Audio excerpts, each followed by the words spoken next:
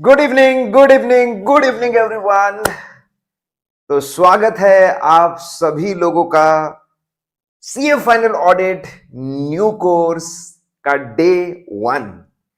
Guys I am super duper excited. ये दिन के लिए मैं काफी लंबे समय से वेट कर रहा था।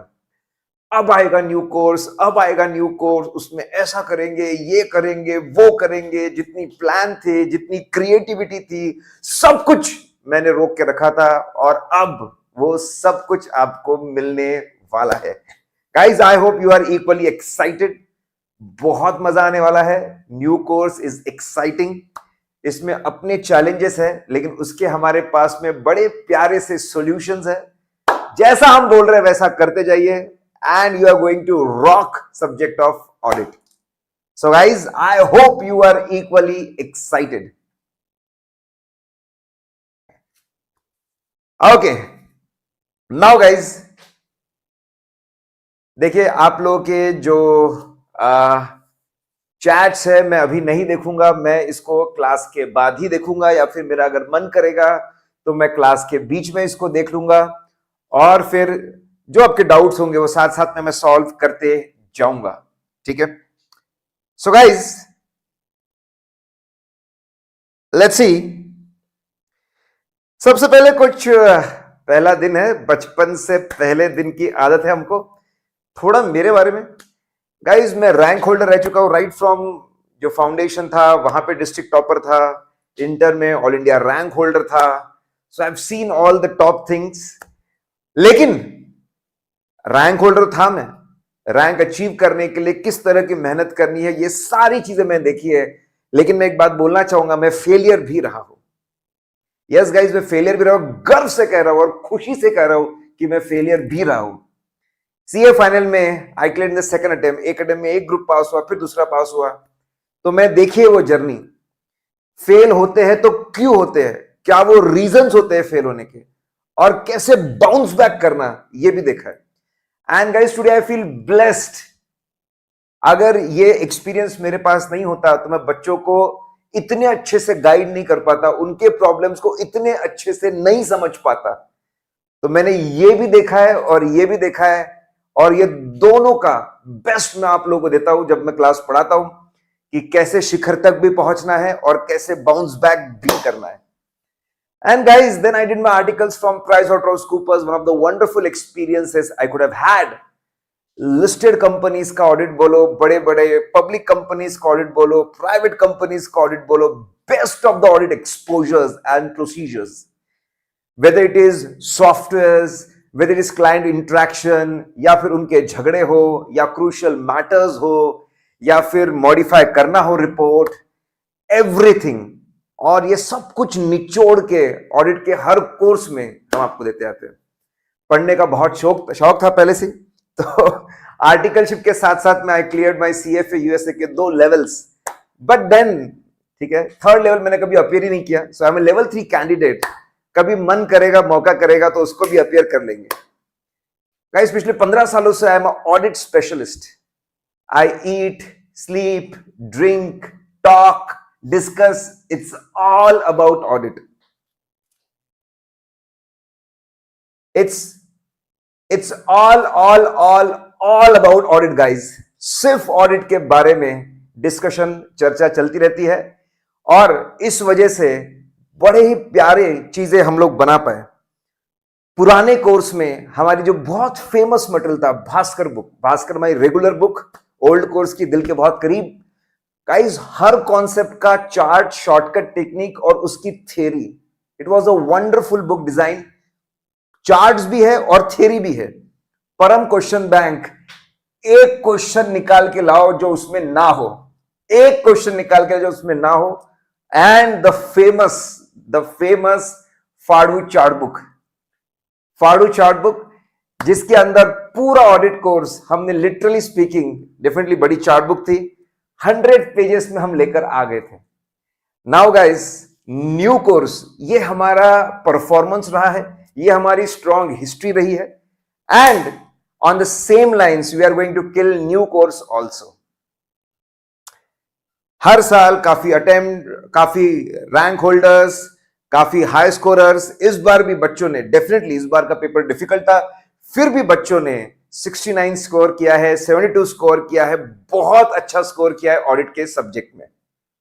गाइस, ये तो मेरे इंट्रोडक्शन की बात थी। अब थोड़ा सा आगे बढ़ते हैं। Let's see. मैं आपको बता दूं कि ये पूरा कोर्स हिंदी इंग्लिश मिक्स है, और हम लोग जल्द ही in the month of August हम लोग इंग्लिश वर्जन जो है कोर्स का वो भी लेकर आ जाएंगे। Now let's talk about the subject के बारे में हम थोड़ी सी बात करते हैं, और ये बैच के बारे में पूरी बात करेंगे। How this batch is going to be super special. ये बैच में नया क्या है, ये बैच में अलग क्या है, ये कैसे आपके दुख दर्द सॉल्व कर देगा और कैसे न्यू कोर्स को टैकल करेगा, ये सारी बातें हम आपको बताएंगे। अब आप लोग बहुत एक्साइटेड होंगे। मेरे बारे में तो सर आपके बारे में सुना हुआ है, बहुत बार सुना हुआ है, खुद देखा हुआ है, कुछ नया बताओ। ये तो हम सुनते ही रहते हैं, कुछ नया बताओ। तो guys, let's talk about the audit subject. अगर हम ऑडिट सब्जेक्ट की बात करते हैं तो हम लोग जो न्यू कोर्स का ऑडिट है इसको 3 पार्ट्स में बांट सकते हैं। We can divide in 3 parts. पहला पार्ट है essay based chapters. Total 19 chapters है। सर, पिछले कोर्स में तो 18 चैप्टर्स ही थे, इस कोर्स में 19 चैप्टर्स हो गए, क्या बात कर रहे हो सर? मुझे डर लग रहा है सर। कोई डरने की जरूरत नहीं है, मैं हूं आपके साथ में, सारे प्रॉब्लम्स को दूर कर दूंगा। ठीक है गाइस, कोई डरने की बात नहीं है। पहले आपके 18 चैप्टर्स थे, अब 19 चैप्टर्स हो चुके हैं। लेकिन अगर मैं मॉड्यूल के पेजेस बोलूं तो लगभग उतने ही हैं। पहले भी 1200 पेजेस के आसपास था, अभी भी 1200 पेजेस के आसपास है। तो मैं अगर मोटा मोटी बोलूं, क्वांटिटी को देखकर बोलूं, तो आप लोगों को कोई घबराने की जरूरत नहीं है। मैं ऐसा बोलूंगा कि ना कोर्स बहुत कम हुआ है, ना ही कोर्स बहुत ज्यादा बढ़ गया है। They have kept it balanced. 11 chapters guys, 11 chapters ऐसे बेस्ड है, पूरे के पूरे ऐसे बेस्ड है। पहले के कोर्स में लगभग 4 चैप्टर हुआ करते थे जो स्टैंडर्ड्स ऑन ऑडिटिंग के ऊपर बेस्ड है, और अब 11 चैप्टर्स है which are based on standards on auditing. और मेरा ये अंदाजा है, 120 मार्क्स का पेपर में लेकर चल रहा हूं, तो 55 marks is going to be standards on auditing. और उसके लिए बड़ी प्यारी चीज की है हम लोगों ने, बताऊंगा मैं आप लोगों को। फिर अगर मैं बात करूं तो सेकेंड पार्ट है डिफरेंट टाइप्स ऑफ ऑडिट। यहां पे आपको बैंक ऑडिट देखने को मिल जाएगा, आपको एनबीएफसी ऑडिट देखने को मिल जाएगा, आपको पीएसयू ऑडिट देखने को मिल जाएगा, आपको इंटरनल ऑडिट देखने को मिल जाएगा, आपको due diligence, investigation, forensic audit देखने को मिल जाएगा। इसमें डिजिटल ऑडिटिंग आपको देखने को मिल जाएगा। सस्टेनेबल डेवलपमेंट एक चैप्टर है, वो आपको नया चैप्टर देखने को मिल जाएगा। That is going to contribute around 50 marks. 50 mark आपके वहां से आएंगे। एंड हमारा प्यारा दुलारा लगभग 15 मार्क आप एक्सपेक्ट कर सकते हैं प्रोफेशनल एथिक्स से। तो 3 पार्ट्स में हम इस चीज को डिवाइड कर सकते हैं। अगर मैं ऐसे की भी बात करूं, सिर्फ ऐसे नहीं है, ऐसे में जो बहुत पहले कोर्स में हुआ करते थे, 800 सीरीज, 2000 सीरीज, 3000 सीरीज, 4000 सीरीज, तो आपके ऐसे में भी 800 सीरीज, 2000 सीरीज, 3000 सीरीज, 4000 सीरीज अब ये कोर्स में आ गए हैं। लेकिन आज से घबराइए मत, ठीक है?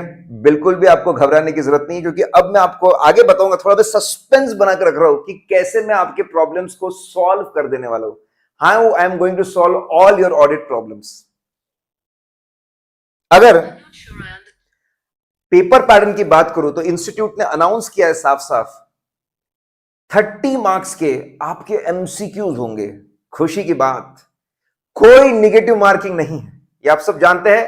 30 मार्क्स के एमसीक्यू होंगे, कोई निगेटिव मार्किंग नहीं है। और फिर डिस्क्रिप्टिव 70 मार्क के रहेंगे। अब इसमें खास चीज क्या हुई है, या तो ये एमसीक्यूज और डिस्क्रिप्टिव इंडिविजुअल आ सकते हैं एज अ केस स्टडी। सो एक सिंगल केस स्टडी आ गया एमसीक्यू का, एक सिंगल केस स्टडी आ गया डिस्क्रिप्टिव क्वेश्चन का, ऐसा आ सकता है। या फिर अगर हम लोग बात करेंगे, if we talk about case scenario, ये नया वर्ड इंस्टीट्यूट ने लाया है, case scenario, that is nothing but a case. Case है और एक ही केस के ऊपर there can be multiple MCQs and multiple descriptive questions. और बेसिकली फॉरेन कोर्सेस में भी यही होता है। तो basically case scenario will be एक लंबा चौड़ा केस, लंबा चौड़ा केस, और उसके ऊपर 5 एमसीक्यू और उसके ऊपर से 4-5 क्वेश्चंस। ऐसी चीज आने वाली है, ये बिल्कुल नया नहीं है। आपका जो इलेक्टिव पेपर था उसमें यही तो होता था पहले भी। Guys honestly speaking conceptual clarity and memory, strong memory जो पहले भी जरूरी थे, अभी भी इक्वली जरूरी रहेगा। डेफिनेटली आपके एप्लीकेशन स्किल, हर पॉइंट पे मैं आपको बताऊंगा इस तरीके से क्वेश्चन आ सकता है, ऐसे क्वेश्चन आ सकता है जो आपके दिमाग को अलर्ट रहेगा, हर एग्जाम्पल। ठीक है, सो गाइज मैं पेपर पैटर्न में बहुत ड्रास्टिक चेंज आ जाएगा ऐसा मैं नहीं बोलूंगा, लेकिन डेफिनेटली एप्लीकेशन ऑफ नॉलेज, भाई ये कॉन्सेप्ट अप्लाई करना था, भाई ये पॉइंट्स लिखने थे, ये जो एप्लीकेशन का नॉलेज है वो बहुत जरूरी होगा। ठीक है, अब मैं आपको बता दूं क्लास का अप्रोच। हमारी क्लास लगभग डेली बेसिस पे 2 से 2.5 घंटा चलेगी, रात को 7 से 9, या फिर कभी कभी कॉन्सेप्ट अगर चल पड़ा और आपका और मेरा सुर जबरदस्त चला तो हम लोग बड़े मजे से आधा घंटा और खींच लिया करेंगे, लेकिन 2 से 2.5 घंटा क्लास चलेगी। And most importantly it is a study material batch. Yes, ICAI study material batch. Guys हम लोगों ने CA इंस्टीट्यूट का स्टडी मटेरियल जो 1200 पेज है, हमारी पूरी कोशिश है कि हम आपको उसको बनाकर देंगे एक बहुत ही प्यारी, to the point, fantastic summary of 300 pages. Yes, around 300 pages में CA इंस्टीट्यूट का पूरा मॉड्यूल। आज के डेट में, एज ऑन टुडे, ऐसी कोई बुक नहीं है, ऐसी कोई बुक नहीं है जो सब कुछ कवर करे इतने कम पेजेस में। बुक्स है but then 450 pages, 500 pages, 600 pages, लेकिन हमने हमारी पूरी ताकत लगा दी है, हमने हमारी पूरी टीम लगा दी है। पहला जो चैप्टर है जो हम आपको करवाने वाले, प्रोफेशनल एथिक्स, वो मॉड्यूल में अराउंड 174 पेजेस का है और उसके नोट्स हमारे रेडी है सिर्फ 50 पेज में। Each and everything covered, only 50 pages. जो बच्चे रजिस्टर्ड है उनको ये आया होगा। Guys this is not a ordinary summary. देखिए कलर भी हमने इंस्टीट्यूट का जो कलर से मैच किया है। This is a summary with heading, side headings, पूरा का पूरा साइड हेडिंग्स। गाइज लिसन, इतना प्यारा, इतना सिंपल, इतनी सिंपल, इतनी प्यारी समरी है, कोई तामझाम नहीं, बहुत ही सिंपल, पढ़ने में मजा आ जाए, सिंप्लिसिटी, और साइड हेडिंग्स देके रखी है। साइड हेडिंग्स, इसका मतलब यह है कि बस आपने अगर ये 4 साइड हेडिंग्स को याद रखा तो पूरा का पूरा आपको पूरा का पूरा पॉइंट रिकॉल हो जाएगा। You will be able to recall the complete point and you will be able to write it. और गाइस पूरा स्टडी मटेरियल के सीक्वेंस में, पूरा का पूरा स्टडी मटेरियल, ठीक है, मैं आप लोगों को बताता हूं। Let me show you study material, पूरा एज इट इज, एक भी पॉइंट छूटा नहीं है स्टडी मटेरियल में। पहले ही आपको केस स्टडी दिख रही CAR की, ठीक है, आप जाइए, यहां पर भी हमारी केस स्टडी दिखेगी CAR की। स्टडी मटेरियल में आपको इंट्रोडक्शन मिलेगा, आप जाइए, यहां पे भी हमारा आपको इंट्रोडक्शन मिलेगा। स्टडी मटेरियल में आपको इंट्रोडक्शन के बाद में overview of code of ethics मिलेगा, समरी में भी आपको overview of code of ethics मिलेगा। पूरा का पूरा मॉड्यूल हम घोट के पी गए हैं, उसको हम एनालाइज कर गए हैं और हमने उसको समराइज कर दिया है और साथ में साइड हेडिंग्स डाल दी है, और लगभग 300 पेजेस के अंदर जब ये पूरा मॉड्यूल होगा, और हमारी पूरी कोशिश है कि ये पूरी की पूरी समरी, मतलब पूरा का पूरा आपका आईसीआई का स्टडी मटेरियल, नया स्टडी मटेरियल। देखिए ये मेरा पास्ट एक्सपीरियंस है, जब जब न्यू कोर्स चेंज हुआ है स्टडी मटेरियल को भयंकर इंपॉर्टेंस मिला है। The only thing which guides each and every professor, each and every person about the new course is study material. और ऐसा एक्सपीरियंस रहा है कि इंस्टीट्यूट ने अपने स्टडी मटेरियल को बहुत इंपॉर्टेंस दिया है और वहां से क्वेश्चंस पूछे। इनफैक्ट मैं आपको एक बात बता दूं, अगर कोई नवंबर 23 का बच्चा ये वीडियो देख रहा है, मैंने जब एनालाइज किया नवंबर 23 और मई 22 में कुछ क्वेश्चंस जो है वो नए स्टडी मटेरियल से है। सर ऐसे कैसे आप बता सकते हो? कुछ ऐसे ऐसे टॉपिक है जो पुराने स्टडी मटेरियल में नहीं थे, वो नए स्टडी मटेरियल में है और वो एग्जाम में आए थे। मैं सीरियसली बता रहा हूं, नवंबर 23 के स्टूडेंट्स को सीरियसली बोलना चाहता हूं, खास करके स्टैंडर्ड्स ऑन ऑडिटिंग, जो कॉमन स्टैंडर्ड्स ऑन ऑडिटिंग है, आपने नए कोर्स का जो स्टडी मटेरियल है उसके क्वेश्चंस आपने देखने ही देखने चाहिए। You should see those questions. ठीक है गाइस, तो अपना कॉन्सेप्ट एकदम सिंपल है, अपना कॉन्सेप्ट एकदम क्लियर है। अपने को, ठीक है, 2-2.5 घंटे क्लास में जबरदस्त पूरे कॉन्सेप्ट्स कवर करने के हैं। लगभग 80 आवर्स, 40-45 क्लासेस होंगी हमारी, 40-45 क्लास होंगे, 80 आवर्स मेरा टारगेट है, पूरा का पूरा कोर्स खत्म हो जाए। अपनी डेली क्लास के बाद में, डेली क्लास के बाद आपको रिवीजन ऑडियो, जो मुझसे पढ़ चुके हैं, I am known for this, her class का रिवीजन ऑडियो आपको मिलेगा। आज की 2-2.5 घंटे क्लास हुई, आज हम लोगों ने क्या पढ़ा वो आपको मिल जाएगा। क्लास के बाद एक बार सुन लो, अगले क्लास के पहले एक बार सुन लो, सुन सुन के दिमाग में एकदम फिट बिठा लो। आपको डेली होमवर्क क्वेश्चन मिलेंगे, डेफिनेटली पहले दिन आपको परेशान नहीं करूंगा, डेली होमवर्क क्वेश्चन मिलेंगे। देखिए हमारे पास में पूरा एक डेटाबेस बना हुआ है क्वेश्चंस के वीडियोस का। आज जो हुआ वो आपको होमवर्क भी मिलेगा। देखिए मैं क्वेश्चंस का ओवरव्यू तो क्लास में डिस्कस करूंगा, मैं आपको बताऊंगा यहां पे ऐसा क्वेश्चन है, यहां पे ये इसको ऐसा लिखेंगे, ये करेंगे, लेकिन साथ में आपको खुद भी क्वेश्चंस पढ़ने की आदत होनी चाहिए। इसीलिए आपको होमवर्क क्वेश्चन मिलेगा, डिटेल्ड, ठीक है, क्वेश्चंस का डिटेल्ड वीडियो भी मिलेगा होमवर्क क्वेश्चन के साथ। यस, क्वेश्चन के वीडियो भी मिलेंगे। मैं आपको बता दूं, जैसे प्रोफेशनल एथिक्स में 150 क्वेश्चंस है, मेरे पूरे के पूरे 150 क्वेश्चंस के वीडियो रिकॉर्डेड है, हर क्वेश्चन वाइज टाइम कोड के साथ। ये आज आपका होमवर्क इतना करना है, उसमें से एक क्वेश्चन आपको लिखना है। ठीक है, जैसे आपके स्टैंडर्ड्स ऑन ऑडिटिंग है, इंस्टीट्यूट के आज तक के जितने भी क्वेश्चंस होंगे स्टैंडर्ड्स ऑन ऑडिटिंग के हमारे क्वेश्चन बैंक में, ठीक है, कुछ 700 सीरीज को छोड़ के, तो अगर उसको मैं पकड़ लूं लगभग 250 क्वेश्चंस है, 250 क्वेश्चंस है स्टैंडर्ड्स ऑन ऑडिटिंग के, उसके वीडियो हमारे रेडी है, वो भी मैं आपको प्रोवाइड करूंगा। तो बहुत सिंपल है, बढ़िया रोज का क्लास किया, ऑडियो रिवीजन किया, होमवर्क किया, क्लास खत्म। Class audio homework, class audio homework, class audio homework, class audio homework, ये साइकिल चलते रहनी चाहिए। अगर आपने साइकिल चलने दी, ऑडिट आपके लिए एक जोरदार मजेदार सब्जेक्ट हो जाएगा। गाइस, क्लास मटेरियल मैंने आपको बोला कि समरी बुक आप लोगों को मिलेगी। अभी जो हमारी ड्राफ्ट समरी बुक है, जो रजिस्टर्ड स्टूडेंट्स है उनको हम लोग देते जा रहे हैं। जैसे ही हमारी समरी बुक बन जाएगी, ये समरी बुक आपको मिलेगी।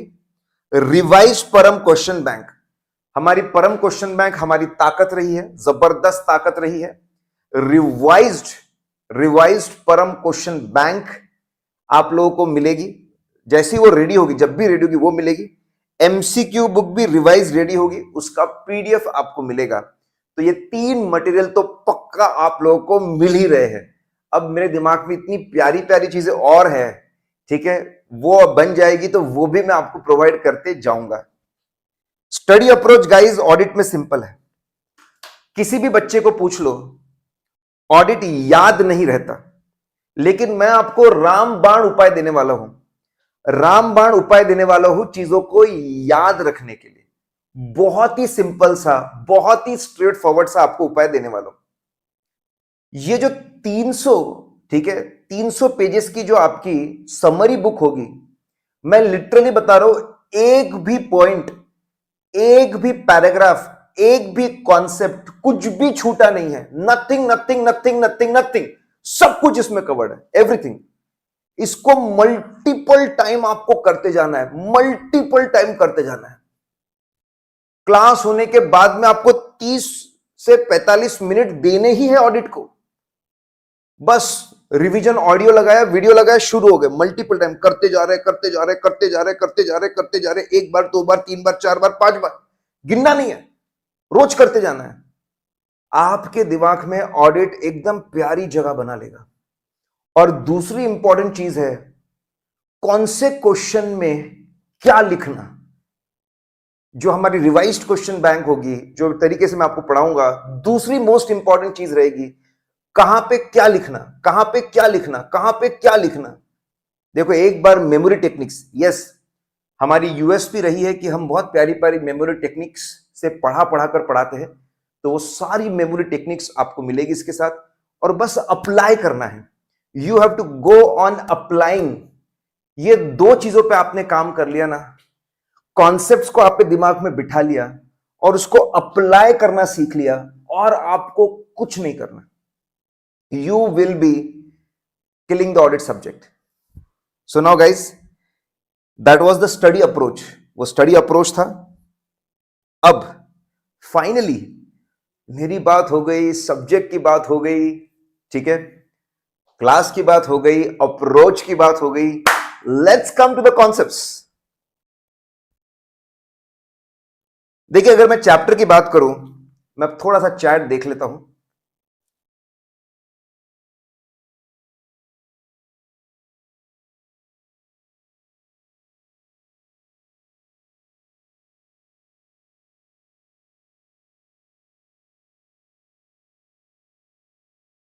ओके, चलिए, देखिए, हमारी एडमिन टीम है। एडमिन टीम से आप बात कर सकते हो। Admin team will help you with everything, ठीक है। एडमिन टीम का आप लोग नंबर नोट कर लीजिए, एडमिन टीम का नंबर, और मेरा नंबर भी नोट कीजिए। मुझे व्हाट्सएप कर सकते हो अगर आपको कोई डाउट है तो, डेफिनेटली।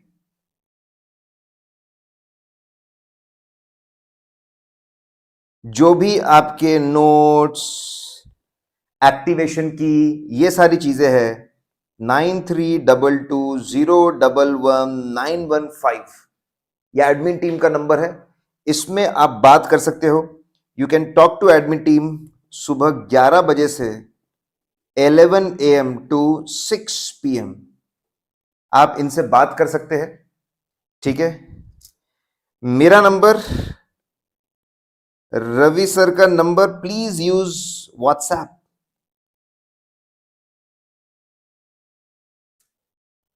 प्लीज यूज व्हाट्सएप, ठीक है।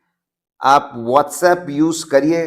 कॉल करोगे, मैं कोई ना कोई क्लास में बिजी रहूंगा, मेरे रिसर्च सेशन में बिजी रहूंगा, मेरे नोट्स में मैं बिजी रहूंगा, तो चांसेस है कि मैं आप लोगों का फोन ना उठा पाऊं।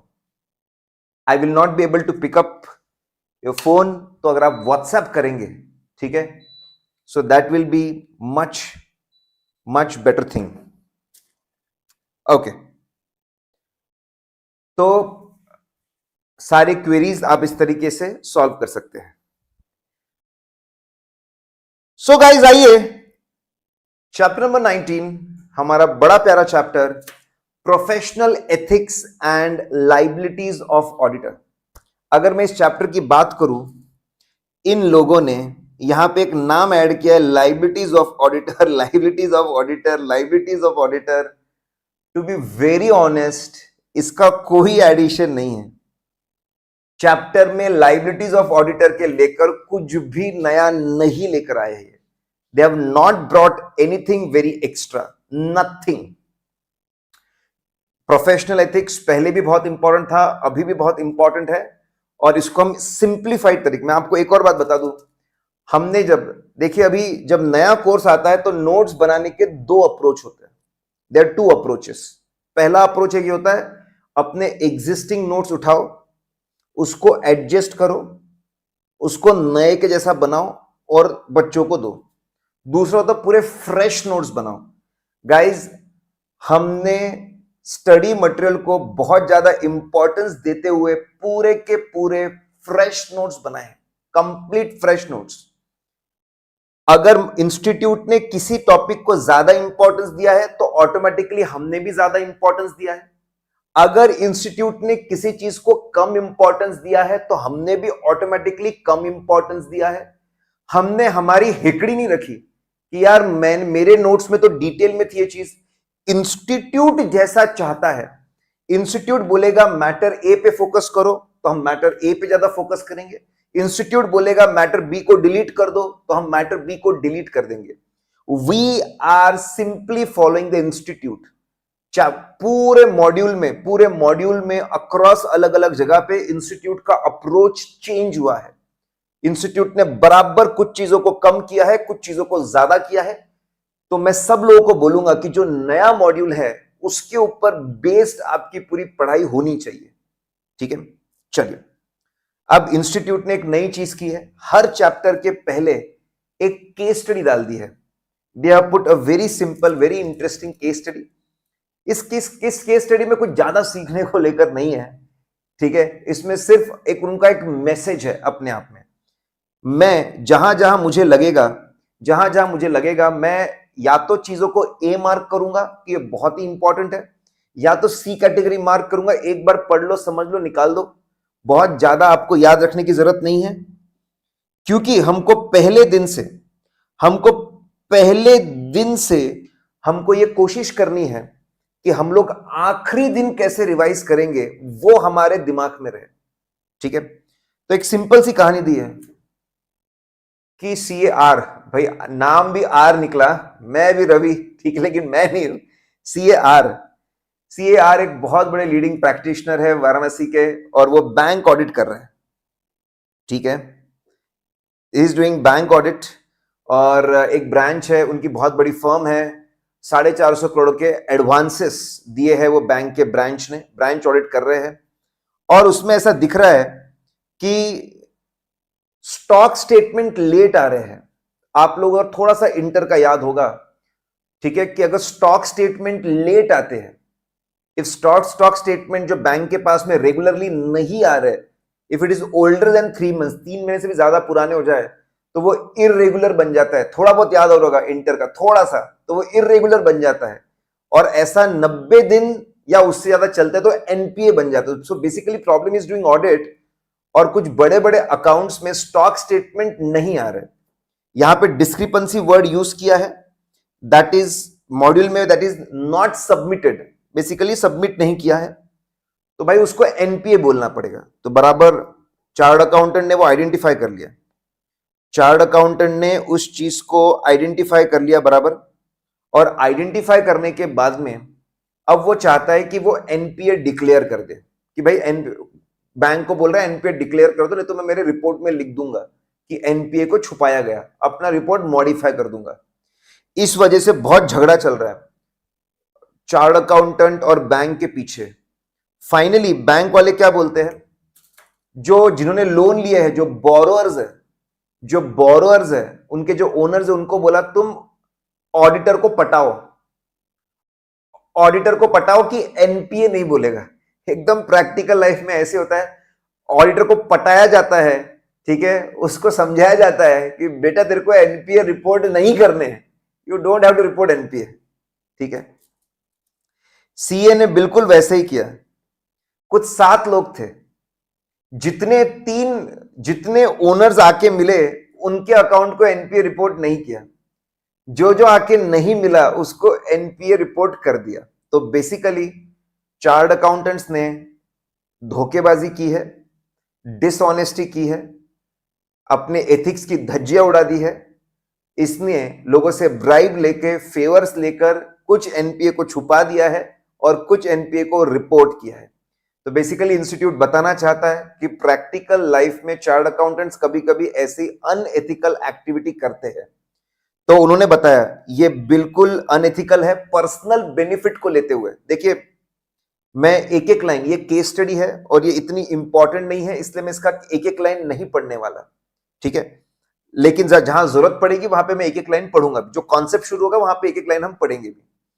तो बेसिकली उनका कहना है कि चार्ट अकाउंटेंट का जो बेसिक प्रिंसिपल सिस्टम है उसमें एथिक्स होने चाहिए, उसने सच्चाई, ऑनेस्टी, ईमानदारी से चलना चाहिए। देखिए हम लोग मॉड्यूल की बात करेंगे और एकेडमिक बात करेंगे, प्रैक्टिकल लाइफ में क्या हो रहा है उसमें ज्यादा नहीं जाएंगे। अगर प्रैक्टिकल लाइफ में हम ज्यादा जाएंगे तो हम लोग मेन मुद्दे से भटक जाएंगे। उसमें एक बड़ा प्रिंसिपल कॉन्फिडेंशियलिटी भी आता है, उसके बारे में बोला है। और फिर बोला है केस स्टडी में ऐसे सभी चार्ट अकाउंटेंट्स को एथिकल रहना चाहिए, इसलिए कोड ऑफ एथिक्स है। Is a code of ethics पूरा एक बुकलेट है। जब आप चार्ट अकाउंटेंट बनेंगे तो पोस्ट से आपके पास में आएगा कोड ऑफ एथिक्स का बुकलेट। बड़ा खुशी का दिन होता है, वो बुकलेट आता है और वो बुक के अंदर सारे एथिकल प्रिंसिपल्स, उसका डिस्कशन, उसका एप्लीकेशन वो है। अपना सीए एक्ट के भी उसके अंदर इंप्लीमेंटेशन की बात की जाती है। सभी चार्ट अकाउंटेंट्स को फॉलो करना होता है, नहीं करेंगे तो उनके अगेंस्ट डिसिप्लिनरी एक्शन ली जाएगी। तो बेसिकली यहां पे वो बता रहे पूरे केस का जिस्ट इतना सा है कि मिस्टर आर ने ब्राइब लेकर गलत काम किया है, अनएथिकल काम किया है, उनको पनिश किया जाएगा। और इंस्टीट्यूट ये मैसेज देना चाहता है जब जब आप ऐसा गलत काम करोगे आपको पनिश किया जाएगा। देखो अब मॉड्यूल के अंदर ये पूरा लगभग 1.5 पेज का केस है। ये पढ़ने में आदमी सो जाए, ये पढ़ने में आदमी सो जाए, ठीक है।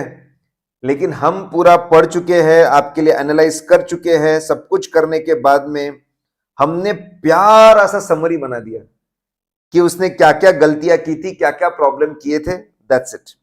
चलिए गाइस आगे बढ़ते हैं फटाफट फटाफट, ठीक है। हमको कोर्स निपटाना है बड़ी प्यारी तरीके से और बार बार इसको रिवाइज करते जाना है।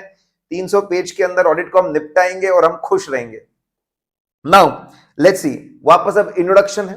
इंट्रोडक्शन बहुत ही सिंपल सा है, एक बार पढ़ना चाहिए। सी कैटेगरी, यहां से मैं कुछ खास एक्सपेक्ट नहीं करता, ठीक है। एथिक्स मतलब क्या? एथिक्स वो प्रिंसिपल्स होते हैं जो हमको बताते हैं क्या सही होता है और क्या गलत होता है, उसको हम लोग एथिक्स बोलते हैं। हर प्रोफेशन में एथिक्स होते हैं। डॉक्टर्स का एथिक्स होता है अच्छा क्या है बुरा क्या है, आप आपके पेशेंट का ख्याल रखो, उसकी सेफ्टी, उसके अच्छी treatment, that is the most most most important thing. बाकी चीजों का इंपॉर्टेंस बाद में आता है, ये डॉक्टर्स के एथिक्स बोलते हैं, ठीक है।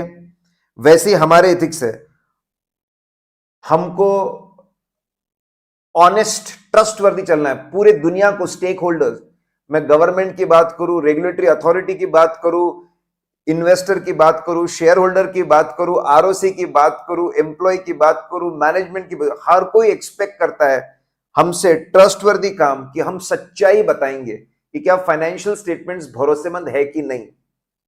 तो हमारे एथिक्स बहुत सिंपल है, स्ट्रेट फॉरवर्ड है। हमको ऑनेस्ट रह के सच्ची रिपोर्टिंग करती है कि फाइनेंशियल स्टेटमेंट्स भरोसेमंद है कि नहीं। Trust, people expect trust from us. और हमने एथिकल काम करना चाहिए, इसलिए कोड ऑफ एथिक्स है। और जो बंदा एथिकल काम नहीं करेगा उसके अगर डिसिप्लिनरी एक्शन ली जाएगी, उसको पनिश किया जाएगा।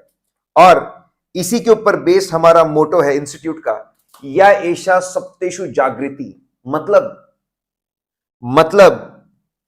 Eternal vigilance, being awake when the world is asleep. मतलब क्या? बहुत सिंपल, दुनिया कुछ भी करे, दुनिया भले ही सो रही हो, दुनिया भले ही अनएथिकल काम कर रही हो, झूठ बोल रही हो, लेकिन आपको सच्चाई के रास्ते पे चलना है, आपको सच बोलना है।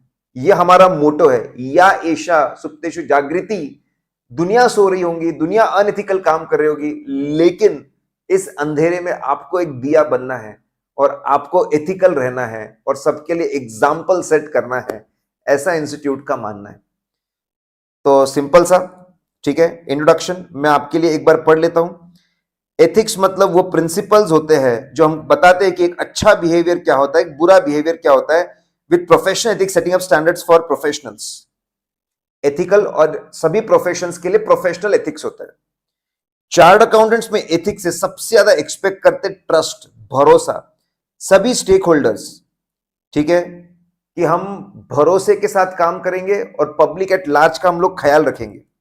इसी को चार्ट अकाउंटेंट्स के लिए कोड ऑफ एथिक्स है, ताकि हम एथिकल चले। डेविएशन फ्रॉम एथिक्स, अगर ये आप एथिक्स फॉलो नहीं करेंगे, ठीक है, तो आपको डिसिप्लिनरी एक्शन ली जाएगी कि भाई आपने गलत काम किया। ऐसा करना जरूरी है ताकि चार्टर्ड अकाउंटेंट्स को सही रास्ते पे लाए, और इसी से सोसाइटी का विश्वास बनता है कि यार नहीं, इसको पनिश किया जाता है, ये सही काम करता होगा। और हमारा मोटो, सो गाइस, बहुत सिंपल सा है, मुझे नहीं लगता इस पे कोई सवाल आने वाला है, ठीक है, एक बार पढ़ा हमने उतना काफी है। नाउ नेक्स्ट सी, तो basically code of ethics, code of ethics की पूरी एक बुक है, ठीक है गाइस, जितना भी हम लोग पढ़ रहे हैं सब कुछ मॉड्यूल से है, कुछ भी बाहर से नहीं है। तो अब एथिकल रहना, कैसे एथिकल रहना, इसके लिए इंस्टीट्यूट ने पूरा ये एक कोड ऑफ एथिक्स की बुक बनाई। और जो कोड ऑफ एथिक्स की बुक है, इंटरनेशनल एथिकल स्टैंडर्ड बोर्ड ने एक कोड ऑफ एथिक्स की बुक बनाई थी, बराबर उससे इंस्पायर होके, ठीक है, कॉपी करके नहीं बोल रहा हूं मैं, इंस्पायर होके इंस्टीट्यूट ने भी एक बुक बनाई है, कोड ऑफ एथिक्स। 2019 में इसको बड़े प्यारे तरीके से फाइनलाइज किया गया और लाया गया, ठीक है। अगर एक कोड ऑफ एथिक्स की हम बात करेंगे तो इसका स्ट्रक्चर, अब आपको चीजें थोड़ी थोड़ी याद रखते हुए जानिए, देखो आराम से सुनते जाइए। इसका जो स्ट्रक्चर है, इसका स्ट्रक्चर हम एक एक करके डिस्कस करते हैं। It is basically divided into 4 parts, 4 parts में इसको डिवाइड किया हुआ है। पार्ट नंबर 1 है, उसका नाम है complying with the code, fundamental principles and conceptual framework applicable to all professional accountants, applicable to all professional accountants. Sir क्या ही है? पहला पार्ट एकदम सिंपल है, वो बोलता है code of ethics her chartered accountant को कोड ऑफ एथिक्स फॉलो करना पड़ेगा, मैंडेटरी है। और पहले पार्ट में फंडामेंटल प्रिंसिपल्स दिए हुए हैं, they give fundamental principles. 5 fundamental principles है जो हम बचपन से पढ़कर आ रहे हैं, इंटर से हम लोग पढ़कर आ रहे हैं, वही फंडामेंटल प्रिंसिपल्स है। उनको इंप्लीमेंट कैसे करना, उसका पूरा कॉन्सेप्चुअल डिस्कशन है। कॉन्फिडेंशियलिटी को इंप्लीमेंट कैसे करना, प्रोफेशनल बिहेवियर को इंप्लीमेंट कैसे करना, प्रोफेशनल कॉम्पिटेंस को कैसे इंप्लीमेंट करना, उसका पूरा कॉन्सेप्चुअल डिस्कशन है। क्या क्या चैलेंजेस आ सकते, वो सारी बातें बताई है। And is applicable to all, it is applicable to all, सभी के सभी जितने भी चार्ट अकाउंटेंट्स है। ये लोग बार बार उसको प्रोफेशनल अकाउंटेंट्स बोलते। सर क्यों बोलते professional accountant? International code of ethics का कॉपी है, क्योंकि ये इंटरनेशनल कोड ऑफ एथिक्स का कॉपी है, वहां पे वो लोग बोलते प्रोफेशनल अकाउंटेंट, इसलिए हमको भी बोलना पड़ता प्रोफेशनल अकाउंटेंट, और कोई खास बात नहीं है। पार्ट 2 की अगर मैं बात करूं, this is applicable to those chartered accountants who are in service, जो लोग जॉब कर रहे हैं, जो लोग जॉब कर रहे हैं, ठीक है। और ऐसे लोग जो प्रैक्टिस के साथ साथ पार्ट टाइम जॉब कर रहे हैं, ऐसे लोग जो प्रैक्टिस के साथ साथ में पार्ट टाइम जॉब कर रहे हैं, and those in public practice as employees, practice के साथ साथ में पार्ट टाइम अगर जॉब कर रहे हैं, कहीं पे जॉब कर रहे होंगे आप, उनको भी लगता है। तो part 2 is applicable to all the chartered accountant जो जॉब कर रहे हैं और प्रैक्टिस के साथ में पार्ट टाइम जॉब करते होंगे। तो पार्ट टाइम जॉब करते वक्त आपको पार्ट 2 लग जाता है, ठीक है सर। देखो सिंपल सी बात है यार, पार्ट 1 फंडामेंटल प्रिंसिपल्स की बात करता है, उसके डिस्कशन की बात करता है और सभी चार्ट अकाउंटेंट्स को एप्लीकेबल है। पार्ट 2 की अगर मैं बात करूं तो जो जॉब वाले लोग हैं उनको लगता है। पार्ट 3 की अगर मैं बात करूं, पार्ट 3 की मैं अगर बात करूं, ये सिर्फ वही चार्ट अकाउंटेंट्स को लगता है जो प्रैक्टिस में है, जो लोग प्रैक्टिस में है उनको ही लगता है। ये स्ट्रक्चर आ सकता है, ये स्ट्रक्चर आ सकता है, ठीक है, कि भाई कोड ऑफ एथिक्स का थोड़ा सा नॉलेज बताइए। भाई आप कोड ऑफ एथिक्स पढ़ रहे हो, उसका बेसिक स्ट्रक्चर तो आपको पता होना चाहिए। और खास मैं एक्सपेक्ट कर रहा था कि ये आएगा, लेकिन सरप्राइजिंगली नहीं आया। इंडिपेंडेंस स्टैंडर्ड्स, इनफैक्ट इसका कुछ पोर्शन एफआर में डाला हुआ है। एफआर में एक चैप्टर है लगभग 50 पेज का। Can you imagine? एफआर में, अकाउंटिंग में एक चैप्टर है लगभग 50 पेज का, which is based on professional ethics, ठीक है। तो हमारे जय चावला सर है, उनकी बैच भी आज ही शुरू हुई है। सुबह वो एफआर पढ़ाते हैं, नए कोर्स का स्टडी मटेरियल से 2 घंटा, और मैं शाम को पढ़ा रहा हूँ ऑडिट 2 घंटा। तो वहां पे जब आएगा तो वो भी मैं पढ़ाऊंगा, वो भी मैं आप लोगों को बताऊंगा, हम लोग मिलके पढ़ाएंगे वो टॉपिक। इंडिपेंडेंट स्टैंडर्ड सबसे इंपॉर्टेंट है, अगर सच्ची रिपोर्ट देनी है बंदे का इंडिपेंडेंट रहना जरूरी है। He should not be legally, financially, personally dependent on the client. तो इंडिपेंडेंट कैसे रहना, इसके लिए पार्ट 4 है, और पार्ट 4 जो है ये 2 पार्ट में डिवाइडेड है, पार्ट ए और part B. Part A, part B. Part A independence for audit and review, हम ये बहुत डिस्कस करेंगे। जब डिटेल में चेकिंग करके हम रिपोर्ट देते हैं उसको हम बोलते हैं ऑडिट, और जब शॉर्ट में चेकिंग करके हम रिपोर्ट देते हैं उसको बोलते हैं रिव्यू। अच्छा, रिव्यू वर्ड के 2 मतलब होते हैं। जब जूनियर काम कर ले तो सीनियर उसको चेक करता है, उसको भी हम लोग रिव्यू बोलते हैं, that is called as review. ठीक है, that is called as review. और जब हम लोग overall audit, overall checking short में करके रिपोर्ट देते हैं, जैसे क्वार्टरली रिजल्ट्स की अगर मैं बात करूं, उसको भी हम बोलते हैं रिव्यू। तो अगर आप ऑडिट या रिव्यू कर रहे हो, दोनों में हम अश्योरेंस देते हैं, लोगों को भरोसा दिलाते हैं, फाइनेंशियल स्टेटमेंट्स को लेकर बताते हैं कि ये भरोसेमंद है कि नहीं। ठीक है, अगर आप ऑडिट रिव्यू कर रहे हो तो आपको पार्ट 4A लग जाएगा। लेकिन अगर आप नॉन ऑडिट अश्योरेंस एंगेजमेंट पे, ठीक है, non audit assurance engagement, audit और रिव्यू के अलावा आप, अरे भाई टैक्सेशन का भी तो काम होता है, टैक्सेशन का काम होता है, फाइनेंस का काम होता है, वहां पे कितना इंडिपेंडेंस मेंटेन करना चाहिए, कैसे मेंटेन करना चाहिए, उसके लिए हमारे पास में पार्ट 4B, और जितनी भी इंपॉर्टेंट टर्म्स है उनको डिफाइन किया है ग्लॉसरी में। देखिए ये बेसिक्स है, ये बेसिक हम लोगों को पता होने चाहिए, फटाफट हम रिवाइज कर लेते हैं। देखो कुछ कुछ बातें ये जो हमको पता होनी चाहिए।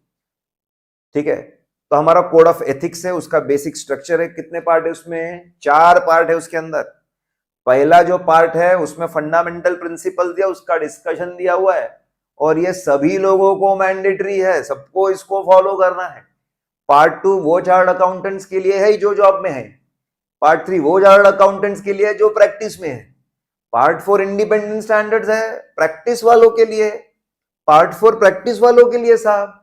अगर आप ऑडिट रिव्यू कर रहे हैं तो आपको पार्ट 4A लगेगा। अगर आप ऑडिट रिव्यू के अलावा नॉन ऑडिट एश्योरेंस काम कर रहे हैं, टैक्सेशन का अगर आप काम कर रहे हैं, फाइनेंस का आप काम कर रहे हैं, तो 4B लगेगा। और जो इंपॉर्टेंट टर्म्स है उसकी ग्लॉसरी की अगर बात करें, अंडरस्टैंडिंग की बात करें, तो वो आपको ग्लॉसरी में मिल जाएगा, you will be getting in the glossary. ठीक है, देखिए मैं आपको code of ethics,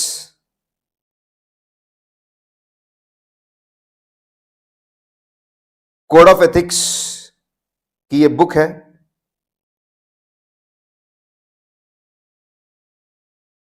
code of ethics की बुक है, और बराबर उसका अगर मैं आपको इंडेक्स बोलूं, उसका मैं इंडेक्स बोलूं तो बराबर वैसा ही इंडेक्स है। ठीक है, जैसा इंडेक्स हम लोग को चाहिए था, हमको इंडेक्स चाहिए बिल्कुल वैसे ही। Part 1, part 2, part 3, part 4A, part 4B, पूरी की पूरी चीज यहां पर दी हुई है। तो जो हमारे मॉड्यूल में बताया हुआ है वास्तविकता से उसका पूरा संबंध है। ठीक है, now structure of code of ethics. अब हमको पता है कि कोड ऑफ एथिक्स की जो बुकलेट है उसमें कितने पार्ट्स है। वी नो दैट, हम तो चैंपियन बन गए जी कोड ऑफ एथिक्स के। कोई पूछ ले हमको कितने पार्ट्स है, हमको आते हैं 4 पार्ट्स है। We know there are 4 parts. वाह, आज के लेक्चर में मजा आ गया, इतना तो हमको पता चल गया। अब कोड ऑफ एथिक्स के अंदर, कोड ऑफ एथिक्स पूरा सेक्शंस में बटा हुआ है। जैसे अपना कोई भी एक्ट होता है वो सेक्शंस में बटा होता है, वैसे आपका कोड ऑफ एथिक्स भी सेक्शन में बटा हुआ है। तो आप उसका थोड़ा सा स्ट्रक्चर बता दो, हर सेक्शन में आपको क्या मिलेगा, क्या आपको देखने को मिलेगा। हर सेक्शन में आपको पहले इंट्रोडक्शन मिलेगा, यहां पे एक आउटलाइन रहेगी। आउटलाइन रहेगी मतलब एक आपको एक तरीके से एक फ्लो बताएंगे। जैसे फॉर एग्जांपल कॉन्फिडेंशियलिटी के ऊपर अगर कोई सेक्शन है तो कॉन्फिडेंट कि भाई इस सेक्शन में क्या क्या बात होगी, कॉन्फिडेंशियलिटी क्यों जरूरी है, कॉन्फिडेंशियलिटी क्या होती है, वहां पे क्या चैलेंजेस आते हैं, कैसे उसको इंप्लीमेंट करना, कैसे प्रॉब्लम्स को दूर करना। तो इंट्रोडक्शन के अंदर बेसिकली एक पूरा ओवरव्यू रहेगा कि ये सेक्शन में क्या क्या चीजें आने वाली हैं। फिर सबसे इंपॉर्टेंट है रिक्वायरमेंट सेक्शन। यहां पे मैंडेटरी बातें लिखी रहेगी कि भाई कॉन्फिडेंशियलिटी को ब्रीच करना ही नहीं, ब्रीच करना अलाउड ही नहीं है, ब्रीच करना पॉसिबल ही नहीं है। ठीक है, वो रिक्वायरमेंट सेक्शन रहेगा। या तो जनरल रिक्वायरमेंट रहेगा, सभी चार्टर्ड अकाउंटेंट्स को लगता है सभी असाइनमेंट्स में, या फिर स्पेसिफिक कुछ असाइनमेंट के लिए रिक्वायरमेंट्स रहेंगे। फिर प्रैक्टिकल लाइफ में इंप्लीमेंट करने जाओगे तो क्या चैलेंजेस आएंगे, उसको कैसे रिजॉल्व करना, उसका पूरा एक्सप्लेनेशन, सजेशंस, एप्लीकेशन मटेरियल रहेगा, वहां पे रहेगा। तो बहुत सिंपल 3 बातें। आपको हर आपके कोड ऑफ एथिक्स में आपको सेक्शंस मिलेंगे। You will be getting sections, section 100, section 200, section 300, section 400, ऐसे आपको सेक्शंस मिलेंगे। ठीक है, और सेक्शंस के अंदर आपको इंट्रोडक्शन मिलेगा, रिक्वायरमेंट मिलेगा और एप्लीकेशन। 3 चीजें, पहले इंट्रोडक्शन, फिर रिक्वायरमेंट और फिर एप्लीकेशन मटेरियल, से 3 चीजें आपको दिखेगी। और मैंडेटरी हम पहले ही पढ़कर आए कि code of ethics is mandatory. हर किसी को, हर चार्ट अकाउंट, जिस दिन आप चार्ट अकाउंटेंट बने, खास है बच्चों के लिए नहीं है। Code of ethics is not for students, code of ethics is not for people who are yet to get membership, it is only for members. तो जैसे आप चार्ट अकाउंटेंट्स बनेंगे, आपको गिफ्ट में कोड ऑफ एथिक्स लग जाएगा। और सभी चार्ट अकाउंट की जिम्मेदारी है कि वो अपना जो भी काम करे, वो फिर वो जॉब वाला हो या फिर प्रैक्टिस वाला हो, कोड ऑफ एथिक्स के प्रिंसिपल्स के हिसाब से हम लोगों को चलना पड़ेगा। लेकिन कभी कभार ऐसा हो सकता है कि कोड ऑफ एथिक्स और लॉ आपस में कॉन्ट्राडिक्ट हो रहे हैं। For example, code of ethics बोल रहा है कि कॉन्फिडेंशियलिटी मेंटेन करो, और आपका लॉ बोल रहा है कि कॉन्फिडेंशियलिटी मेंटेन मत करो, ये जानकारी दो। जहां जहां पे लॉ आ जाएगा, law will override code of ethics. उतना हम लॉ फॉलो करेंगे, लेकिन बाकी जगह पे हम code of ethics he follow करेंगे। बहुत सिंपल सी बात। तो आपको स्ट्रक्चर पता होना चाहिए। ठीक है, आपको स्ट्रक्चर पता होना चाहिए, सिंपल सा। Let's read the last point. Professional accountant must comply, professional accountant must comply with the code comply. However, law or regulation may prevent compliance with certain part of the code. Law regulation कभी कभी आपको इतनी प्यारी language में, मैं आपको बता रहा हूं, ये समरी इतनी प्यारी है, इतना दिल खुश हो गया मेरा, इससे पढ़ने का मन करता है, इससे पढ़ने का मन करता है। एक एक पॉइंट, एक एक लाइन का है, 2-2 लाइन का है, ऐसा लगता है फटाफट पढ़ लूं, पढ़ना जान पे नहीं आता है। In such cases, these law regulation take precedence. Law regulation लगेंगे, but the accountant must still comply with all parts of the code. ठीक है, बस वहां पे लॉ लगेगा, वहां पे लॉ लगेगा।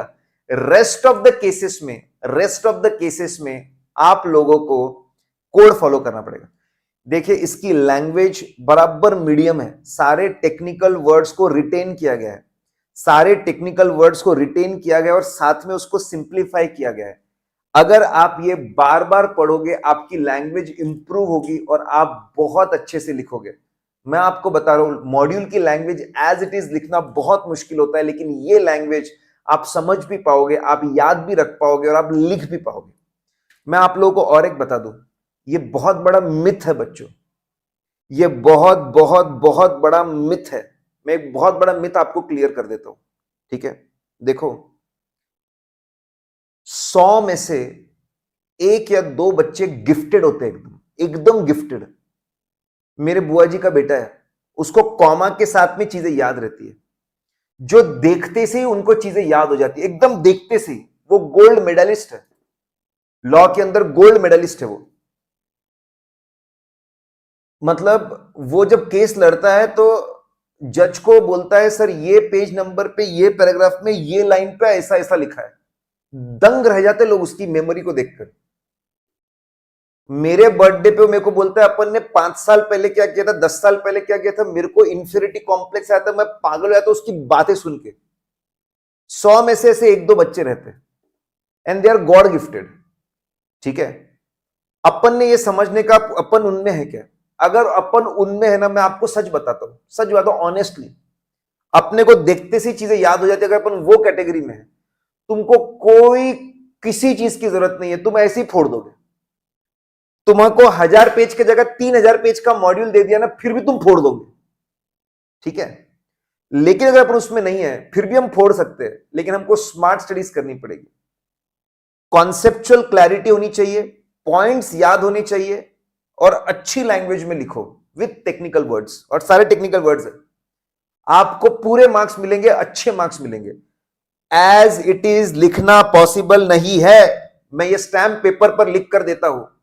बच्चों ने 83 स्कोर किया, 79 स्कोर किया। हर बार मैंने उनके इंटरव्यू लिए, जितनी बार मैंने उनके इंटरव्यू लिए, मैं आपको सच बताता हूं, सबने यही बोला, सर कॉन्सेप्ट समझा, पॉइंट्स रिटेन किए, बार बार अपनी लैंग्वेज में जाकर लिखा, और मैंने इतना हाई स्कोर मारा, मैंने ठोक दिया।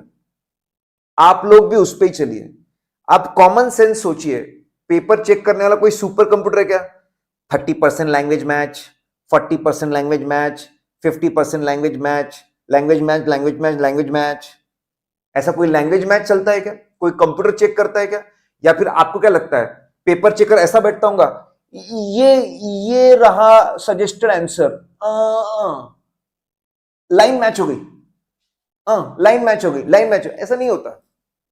वो मोटा मोटी देखता है क्वेश्चन में क्या पूछा है, क्या जवाब चाहिए, और फिर देखता है कि आपके पॉइंट्स के अंदर वो चीजें है क्या। मैं आपको सिखाऊंगा कि how to write best answer. Best answer कैसे लिखना वो मैं आपको बताऊंगा, लेकिन मैं आपको बता रहा हूं एज इट इज लैंग्वेज को मत रटो, यू विल गो मैड। मैं बता रहा हूं बहुत सारे बच्चे पागल हुए और फेल हुए हैं।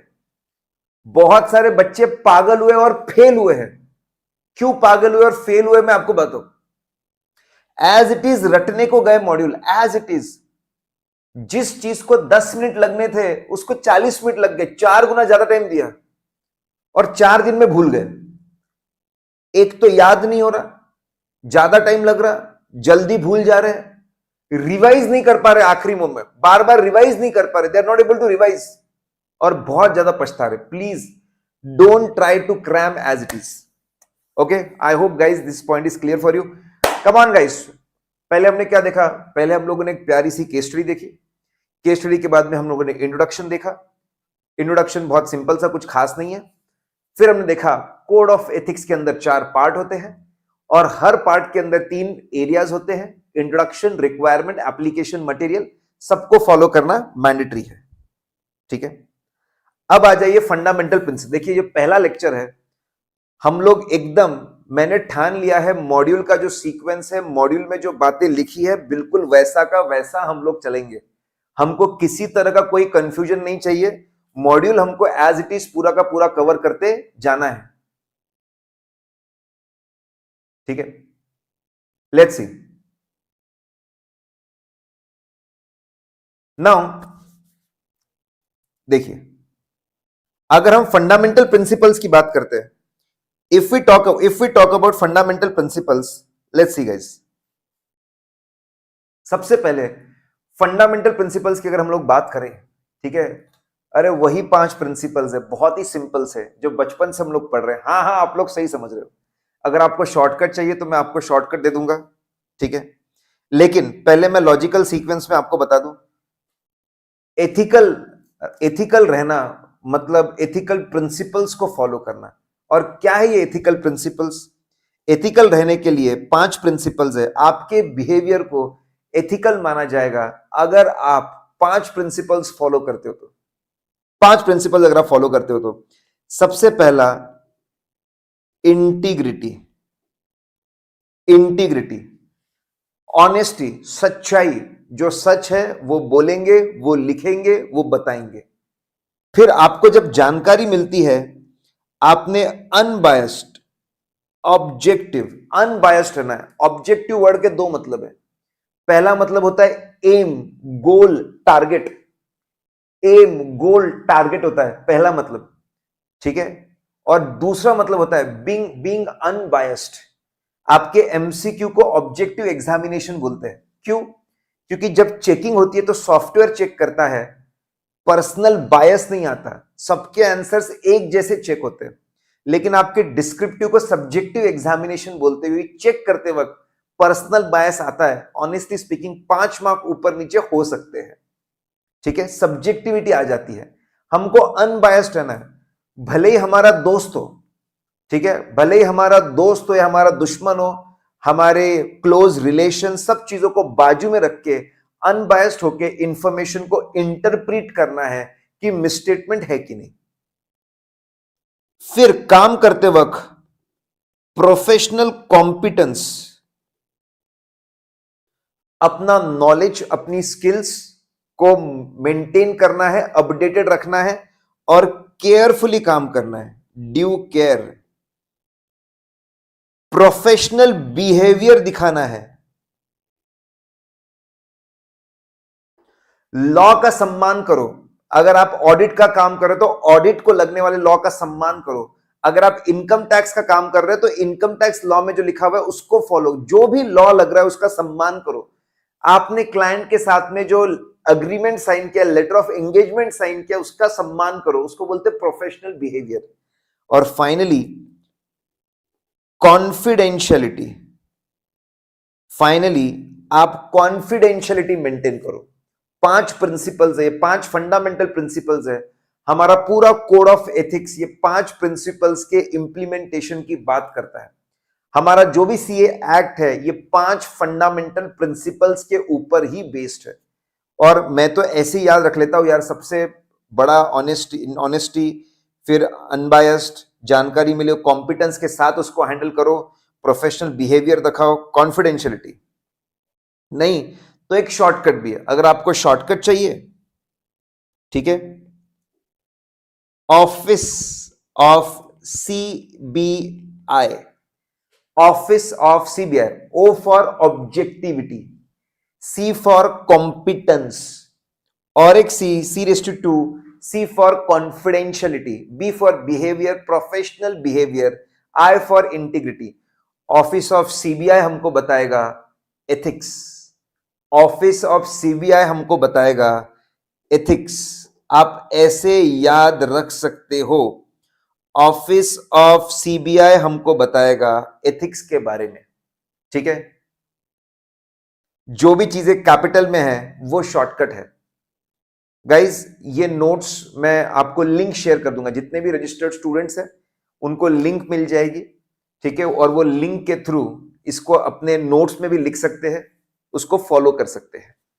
मैं जानता हूं आज ही नोट्स उनको मिले होंगे और ठीक है, उसका प्रिंट उन्होंने अभी तक निकाला नहीं होगा, चिंता की कोई बात नहीं है, आप इसका प्रिंट निकाल कर इसको फॉलो करिए, लेकिन रोज के रोज पढ़िए। अगर आप रोज के रोज पढ़ेंगे तो मजा आएगा, ठीक है। चलिए आगे बढ़ते हैं। नाउ अब हम थोड़ा थोड़ा आगे बढ़ रहे हैं, इंटीग्रिटी, सब सेक्शन 111, सेक्शन 100 है, ठीक है। आपके जो कोड ऑफ एथिक्स की अगर मैं बात करूं,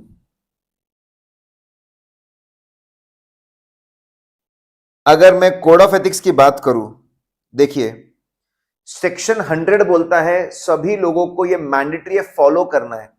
सेक्शन 110 फंडामेंटल प्रिंसिपल्स के बारे में बोलता है, आपको कुछ ज्यादा याद नहीं रखना। और फिर आपका 111, 112, 113, 114, 115 ये लाइन से एक एक प्रिंसिपल की बात करते हैं, ठीक है। क्या ये याद रखना बहुत आसान है यार, 111, 112, 113, 114, सबसे इंपॉर्टेंट इंटीग्रिटी, फिर ऑब्जेक्टिविटी, फिर कॉम्पिटेंस, इंपॉर्टेंस के हिसाब से, फिर कॉन्फिडेंशियलिटी फॉर प्रोफेशनल बिहेवियर, जिसका जितना इंपॉर्टेंस है उसके हिसाब से इन्होंने इसको बना के रखा हुआ है, ठीक है। तो हम बात करते हैं इंटीग्रिटी की ना, वेरी वेरी इंपॉर्टेंट। सिंपल चीज बोली है, जब भी आप कोई भी काम करो, आप ऑडिट का काम करो, टैक्स का काम करो, फाइनेंस का काम करो, सच्चाई से चलो। जो ऑनेस्ट जानकारी तुम्हारे पास है वो लोगों को दो, वो तुम क्लाइंट से बात करो, क्लाइंट को बताओ, रिपोर्ट में सच्चाई लिखो, सही है तो सही लिखो, गलत है तो गलत लिखो, इंटीग्रिटी, बीइंग ऑनेस्ट, ठीक है। अब मैं आपको बताऊंगा केस कहां पे आ सकता है, अब मैं आपको बताऊंगा केस कहां पे आ सकता है, ठीक है। इंटीग्रिटी की बात की, डोंट, यहां पे केस आएगा, यहां पे वेरी वेरी वेरी इंपॉर्टेंट।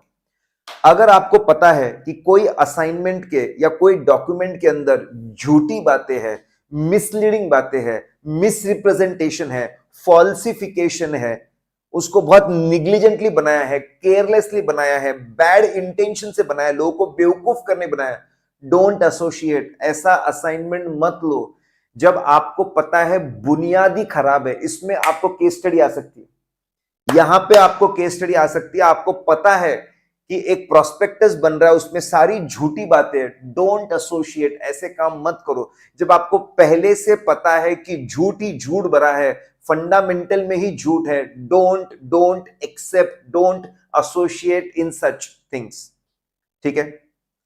या फिर चीजों को जानबूझकर सच्चाई को ओमिट किया गया है, या फिर इस तरीके से लिखा हुआ है जाके इसको समझ में ना आए। और अगर आपको गलती से असाइनमेंट के बाद पता चला तो छोड़ दो, डिसएसोसिएट। जहां पे झूठा काम चल रहा है, जहां पे झूठी चीज चल रही है, उससे आपको दूर रहना है। लेकिन अगर आपने झूठी चीजें, जहां पे वो असाइनमेंट आप कर रहे थे और आपने मॉडिफाइड किया है और पूरी दुनिया के सामने आपने वो गलती को लाया है, तो ब्रीच नहीं होगा। Very very important. I expect इसमें केस, मैं इसमें केस एक्सपेक्ट करता हूं, मैं इसमें केस एक्सपेक्ट करता हूं बच्चों, ठीक है। A professional accountant, a professional accountant must uphold, उसने संभाल के रखना है, the principle of integrity, honesty, which necessitates honesty and straight forwardness all professional business relationship. उसने हमेशा ऑनेस्टी के साथ ही चलना चाहिए, जो सही है उसके साथ चलना चाहिए, वही बोलना चाहिए, वही रिपोर्ट करना चाहिए।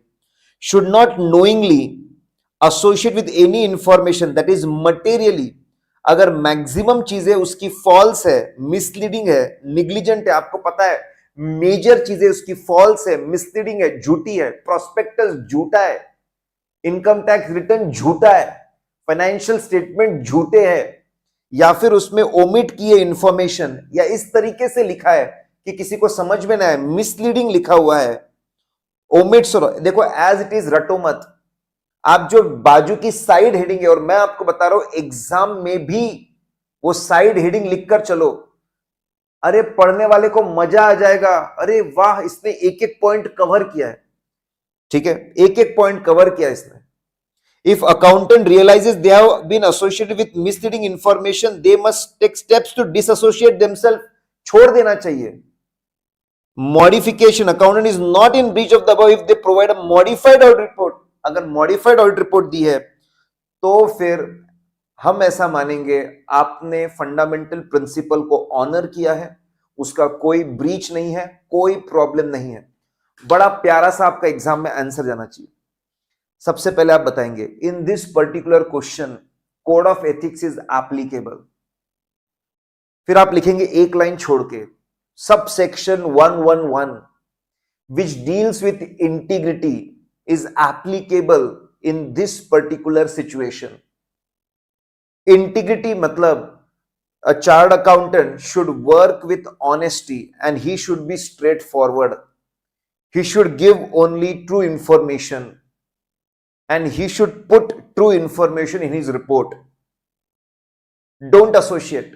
Here, if he comes to know that material information is false, misleading, major information is omitted, obscured, obscure करना मतलब इस तरीके से लिखना है कि लोगों को समझ में नहीं आए. He should not accept such assignment. Disassociate कर लो. अगर if he comes to know that something is majorly wrong, disassociate. फिर if he modifies his report and clearly specifies what is wrong, it will not be considered breach of integrity. He has honored the integrity. मैं आपको बता रहा हूं इसमें exam में इस पे केस आने के चांसेस बहुत बहुत ज्यादा है, बहुत ज्यादा. ठीक है. देन ध्यान देंगे. Next is objectivity, subsection 112. अब ऑब्जेक्टिविटी की अगर मैं बात करूं, बीइंग अनबायस्ड, भले ही दोस्त की कंपनी है, हम ऑडिट करने गए और दोस्त की कंपनी है. देखो फ्रेंड कहीं पर भी डिस्क्वालिफाइड नहीं है, फ्रेंड कहीं पर भी डिस्क्वालिफाइड नहीं है. दोस्ती, नेबर्स, कहीं पर भी, क्रश आपकी क्रश की कंपनी है, कहीं पर भी डिस्क्वालिफाइड नहीं है। आप बहुत बार ऐसे सिचुएशन में आ जाओगे जहां पे आपके अच्छे खासे रिलेशंस है, लेकिन लीगली लीगली या प्रोफेशनली कोई डिस्क्वालिफिकेशन नहीं है। लेकिन जब भी आप वहां पर काम करोगे, आपको अनबायस्ड होकर ऑब्जेक्टिवली काम करना, मतलब अपने personal likings, dislikings, relations, circumstances को बाजू में रखना, उसको बाजू में रखकर न्यूट्रल होकर सोचना कि क्या चीजें सही है और क्या चीजें गलत है, और उसके हिसाब से डिसीजन लेना, उसको ऑब्जेक्टिविटी बोलते हैं। दोस्त हो तो भी बाजू में रखो, दुश्मन हो तो भी बाजू में रखो, बाजू में रख कर चलो, दैट इज ऑब्जेक्टिविटी।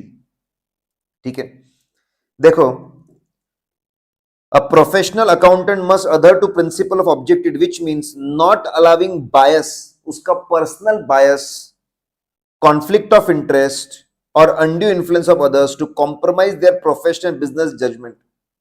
सारे पर्सनल रिलेशंस को, पर्सनल इन्वॉल्वमेंट, इंटरेस्ट को बाजू में रखो, और बाजू में रखकर अपने सभी जजमेंट्स को सही तरीके से बनाओ, उसको हम लोग ऑब्जेक्टिविटी बोलते हैं। ठीक है, आगे बहुत अच्छी बात बोली है, undue influence. An accountant should not engage in professional if circumstances और relationship unduly influence their professional judgement regarding the activity. ठीक है, अगर सर्कमस्टांसेस ऐसे हैं, मतलब आपको पता चला कि आपको असाइनमेंट मिला ओनली बिकॉज, असाइनमेंट मिला ओनली बिकॉज सामने वाला आपके भाई का दोस्त है, और वो आपके भाई को प्रेशराइज कर रहा है, उसके थ्रू आपको प्रेशराइज कर रहा है गलत रिपोर्ट देने के लिए, झूठी रिपोर्ट देने के लिए, बहुत ज्यादा इन्फ्लुएंस किया जा रहा है, फ्रेंडशिप को यूज किया जा रहा है, फैमिली रिलेशनशिप को यूज किया जा रहा है, प्रेशराइज किया जा रहा है। आपके पापा के बॉस है, वो प्रेशराइज कर रहे हैं। अगर आप ऐसे सिचुएशन में फंस जाओ जहां पे डायरेक्टली इनडायरेक्टली अलग अलग जगह से आपको प्रेशराइज किया जा रहा है, ठीक है, अगर ऐसा प्रेशराइज किया जा रहा है, आपने ऐसे प्रेशराइज हो सकता है, आपने ऐसे असाइनमेंट्स नहीं करने चाहिए। You should work without any pressure. आपने अनबायस्ड होके, बिना प्रेशर के, बिना लाइकिंग डिसलाइकिंग से आपने आगे बढ़ना चाहिए। ठीक है, और अगर ऐसा सिचुएशन आए तो आपने छोड़ देना चाहिए। ये बी कैटेगरी, ए तो नहीं लगता, लेकिन बी कैटेगरी आने के चांसेस है। अब बच्चों को यहां पे डाउट आता है, सर इंडिपेंडेंस और ऑब्जेक्टिविटी में क्या फर्क है? इंडिपेंडेंस और ऑब्जेक्टिविटी में क्या फर्क है? ध्यान से सुन लो। लीगली किसी तरह का ऑब्लिगेशन नहीं होना, लीगली डिपेंडेंट नहीं होना, फाइनेंशियली डिपेंडेंट नहीं होना, पर्सनल रिलेशनशिप से डिपेंडेंट नहीं होना, उसको बोलते बीइंग इंडिपेंडेंट। हम क्लाइंट के ऊपर डायरेक्टली इनडायरेक्टली कहीं पर भी लीगली, ना पर्सनली ना प्रोफेशनली डिपेंडेंट हो, कनेक्टेड हो, उसको बोलते बीइंग इंडिपेंडेंट। अब ध्यान सुनो, अगर आप इंडिपेंडेंट रहोगे तो आपकी ऑब्जेक्टिविटी इंप्रूव होगी। Independence improves your ability to remain unbiased, your ability to be unbiased, your ability to be objective। Independence वो एक बेस है जिसकी वजह से आप अनबायस्ड रह सकते हो, इंटीग्रिटी से काम कर सकते हो, प्रोफेशनल स्केप्टिसिज्म से काम कर सकते हो, अलर्ट रह के काम कर सकते हो, हर चीज को क्वेश्चन करते हो। इंडिपेंडेंस वो बेस है which helps chart accountant to remain integrity, to remain objective and to show professional scepticism. समझ रहे इस बात को? लेकिन ऑडिट ही वैसा असाइनमेंट है जहां पे इंडिपेंडेंस भी लगता है और ऑब्जेक्टिविटी भी लगती है। बाकी असाइनमेंट्स में सिर्फ हमको फंडामेंटल प्रिंसिपल्स लगते हैं, इंडिपेंडेंस नहीं लगता। अगर आप ऑडिट कर रहे हो तो बहुत ज्यादा साफ सुथरे, बहुत स्ट्रांग होना चाहिए सब कुछ, इसलिए इंडिपेंडेंस भी लगता है और फंडामेंटल प्रिंसिपल्स भी लगते हैं 5। और इंडिपेंडेंस आपके फंडामेंटल प्रिंसिपल्स को फ्यूल करता है, सुपर स्ट्रांग रखता है। बाकी असाइनमेंट्स में आपको सिर्फ 5 फंडामेंटल प्रिंसिपल्स लगते हैं, दैट्स इट, नथिंग एल्स, सिर्फ 5 फंडामेंटल प्रिंसिपल्स। आई होप आपके दिमाग में क्लैरिटी होगी। मैं आपको बताता हूं और एक पैरेलल एग्जांपल देता हूं। आपके बोर्ड के एग्जाम्स होते होंगे, आपके बोर्ड के एग्जाम जब होते हैं, अगर आपको याद हो रहा है बचपन में कभी आपको बोर्ड के एग्जाम्स में या फिर लैब में प्रैक्टिकल्स होते हैं, तो बाहर से एक इनविजिलेटर आता है, बाहर से इनविजिलेटर, वो बाहर से आता है, मतलब वो इंडिपेंडेंट है, उसके अनबायस्ड रह के मार्किंग करने के चांसेस ज्यादा है। ना मार्क्स को बढ़ा के दिखाएगा, ना मार्क्स को कम करके दिखाएगा। लेकिन कभी वो नहीं आ पाया तो स्कूल का जो प्रिंसिपल है उसको मार्किंग करनी पड़ती है।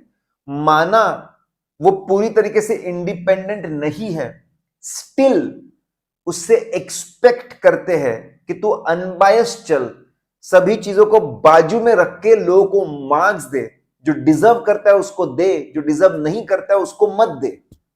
This is the best example कि बाहर से आने वाला इंडिपेंडेंट और ऑब्जेक्टिव दोनों था, लेकिन अपने ही स्कूल का प्रिंसिपल इंडिपेंडेंट तो नहीं है, but still objectivity is expected from him, उससे ऑब्जेक्टिविटी एक्सपेक्टेड है। आई होप आपके दिमाग में एब्सोल्यूट क्लैरिटी आ गई होगी इंडिपेंडेंस और ऑब्जेक्टिविटी को लेकर। ठीक है, नाउ आइए गाइस, कम ऑन, फटाफट। हम लोग बहुत प्यारा इंटीग्रिटी खत्म कर चुके, ऑब्जेक्टिविटी खत्म। आपको लग रहा होगा सर बहुत आसान है, सही में बहुत आसान है, लेकिन मैं आपको case study point of view से बता रहा हूं। हर जगह पे मैं आपको केस स्टडी बता रहा हूं, हर जगह पे आपको बता रहा हूं कि क्या क्या चीजें हो सकती है। ठीक है, let's C, professional competence. Competence मतलब क्या? सब्जेक्ट का इनडेप्थ नॉलेज होना और स्किल्स होना, जिससे मैं प्रोफेशनल एक्टिविटी को कर सकूं as per legal requirements, regulatory requirements and professional standards. Subject का in depth knowledge and skills, knowledge और स्किल्स होनी चाहिए मेरे अंदर, जिससे मैं असाइनमेंट को लीगल रिक्वायरमेंट, रेगुलेटरी रिक्वायरमेंट्स और प्रोफेशनल स्टैंडर्ड्स के हिसाब से काम कर सकूं। प्रैक्टिस का काम है तो प्रैक्टिस का कर सकूं, अगर मैं जॉब कर रहा हूं किसी ऑर्गेनाइजेशन के लिए तो वो कर सकूं, उसको हम बोलते हैं कॉम्पिटेंस। तो क्या लिखा हुआ है, एक प्रोफेशनल अकाउंटेंट ने अटेन करना चाहिए, उसने अटेन करना चाहिए, अचीव करना चाहिए, अक्वायर करना चाहिए नॉलेज एंड स्किल्स। अटेन करो और रेगुलर बेसिस पे उसको अपडेट करते रहो। क्या करते रहो? आपके professional skills and professional knowledge and skill इस तरीके से कि वो एक प्यारी बहुत अच्छी सर्विस दे पाए अपने क्लाइंट्स को या फिर अपने एम्प्लॉयर के लिए काम कर सके in line with technical and professional standards and relevant legislation. मैं हमेशा पहले लॉ को बोलता हूं, लीगल रिक्वायरमेंट, फिर रेगुलेटरी रिक्वायरमेंट, फिर प्रोफेशनल स्टैंडर्ड के हिसाब से वो काम कर सके। कॉम्पिटेंस। इतना ही नहीं, आपको नॉलेजेबल और स्किलफुल तो बनना है, आपको साथ में केयरफुली काम करना है। You have to work carefully. अब जब काम करने जाओ, अपना नॉलेज, स्किल सब कुछ यूज करके, सिस्टमैटिकली अप्लाई करके, प्रोसेस फॉलो करके, असाइनमेंट को करके, रिपोर्ट देकर आपको आना है केयरफुली, थरोली, टाइमली मैनर में। आपको केयरफुली, थरोली, टाइमली मैनर में काम करके आना है।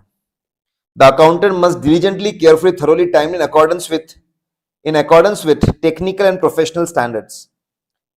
आपको कॉम्पिटेंस रखना भी है और उसको इंप्लीमेंट भी करना है। पहले कॉम्पिटेंस के बारे में समझाओ, फिर डिलीजेंस के बारे में समझाओ।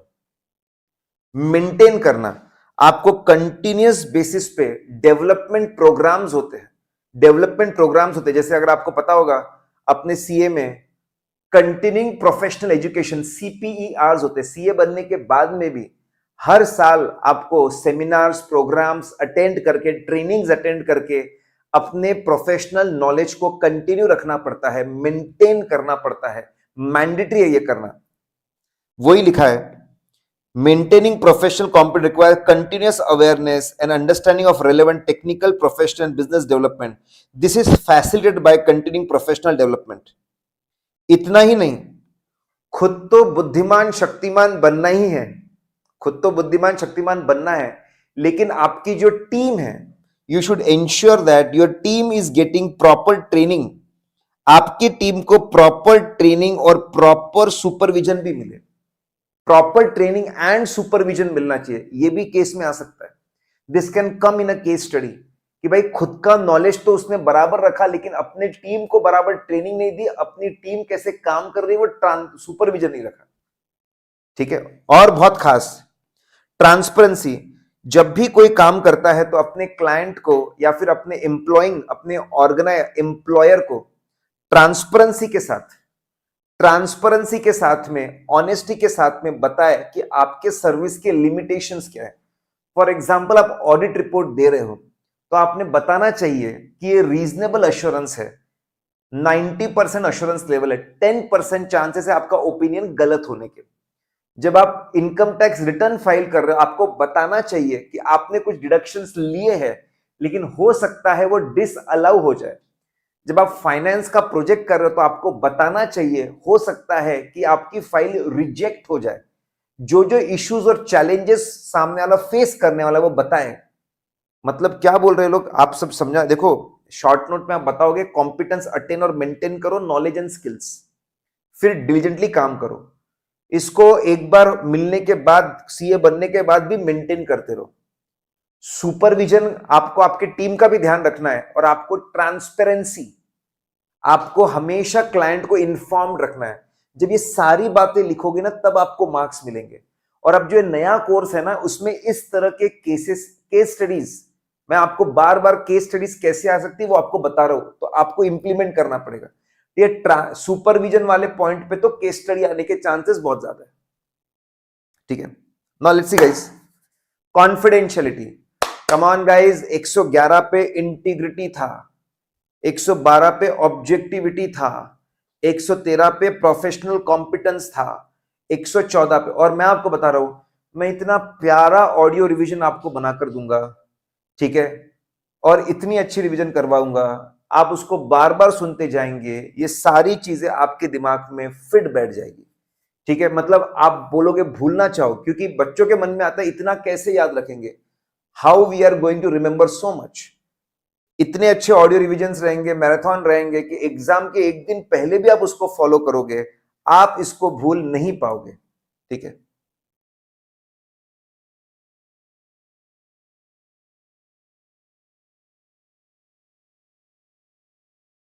नाउ ध्यान दीजिए। Now listen guys, study material as it is, study material as it is नहीं पढ़ा सकते। स्टडी मटेरियल, वाई मैं बता रहा हूं एज इट इज, क्योंकि स्टडी मटेरियल इतना ज्यादा बल्कि रहता है, उस इतना ज्यादा बल्कि रहता है, ठीक है, इसको पढ़ना, समझना, याद रखना बहुत मुश्किल जाता है। मैं आपको बता रहा हूं, बहुत सारे बच्चों से मैंने बात की, पढ़ने में मजा बहुत आता है, बच्चों को स्टडी मटेरियल पढ़ने में मजा बहुत आता है, ठीक है, मजा बहुत आता है, लेकिन मजा आता है, लेकिन टाइम कंजम्पशन बहुत ज्यादा है। स्टडी मटेरियल में टाइम कंजम्पशन बहुत बहुत ज्यादा है, ऊपर से रिवीजन, मल्टीपल रिवीजन नहीं होती, टाइम कंजम्पशन ज्यादा है, मल्टीपल रिवीजन नहीं होती, और आखिरी दिन रिवाइज नहीं कर पाते। और मैं बता रहा हूं, इस वजह से बच्चे बहुत ज्यादा सफर करते हैं। गाइज, मैं ये बिल्कुल नहीं चाहता आप लोगों के साथ में, इसीलिए हमारी टीम ने बहुत ज्यादा मेहनत करके ये मटेरियल को डेवलप किया है। We have develop this material. ठीक है। चलिए, अब मैं बात करता हूं कॉन्फिडेंशियलिटी की। Now this is going to be extremely important. ये बहुत बहुत ज्यादा इंपॉर्टेंट रहने वाला है आपके लिए। Just minute guys.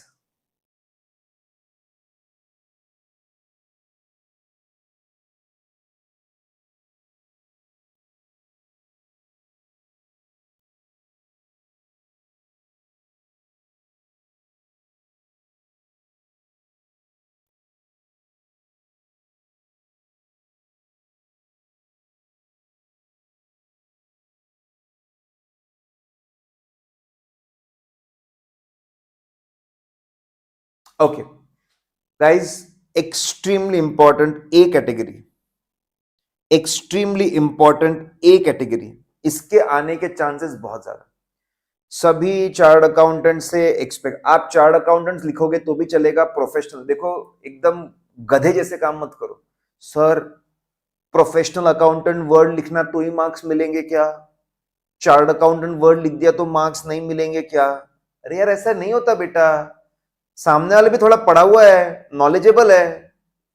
सर लेकिन वो लोग तो चेकिंग ऐसे ही करते हैं।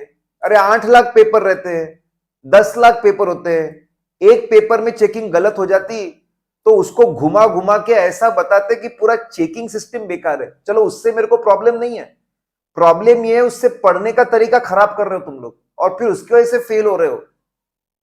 अब ये याद रखेंगे कि प्रोफेशनल अकाउंटेंट की वर्ड आना चाहिए, बेवकूफी है ये, सिंपल सी बात है। चलो ध्यान दीजिए, कॉन्फिडेंशियलिटी, कॉन्फिडेंशियलिटी हर चार्ट अकाउंटेंट को, हर चार्ट अकाउंटेंट को जरूरी है, मैंडेटरी है कॉन्फिडेंशियलिटी मेंटेन करना।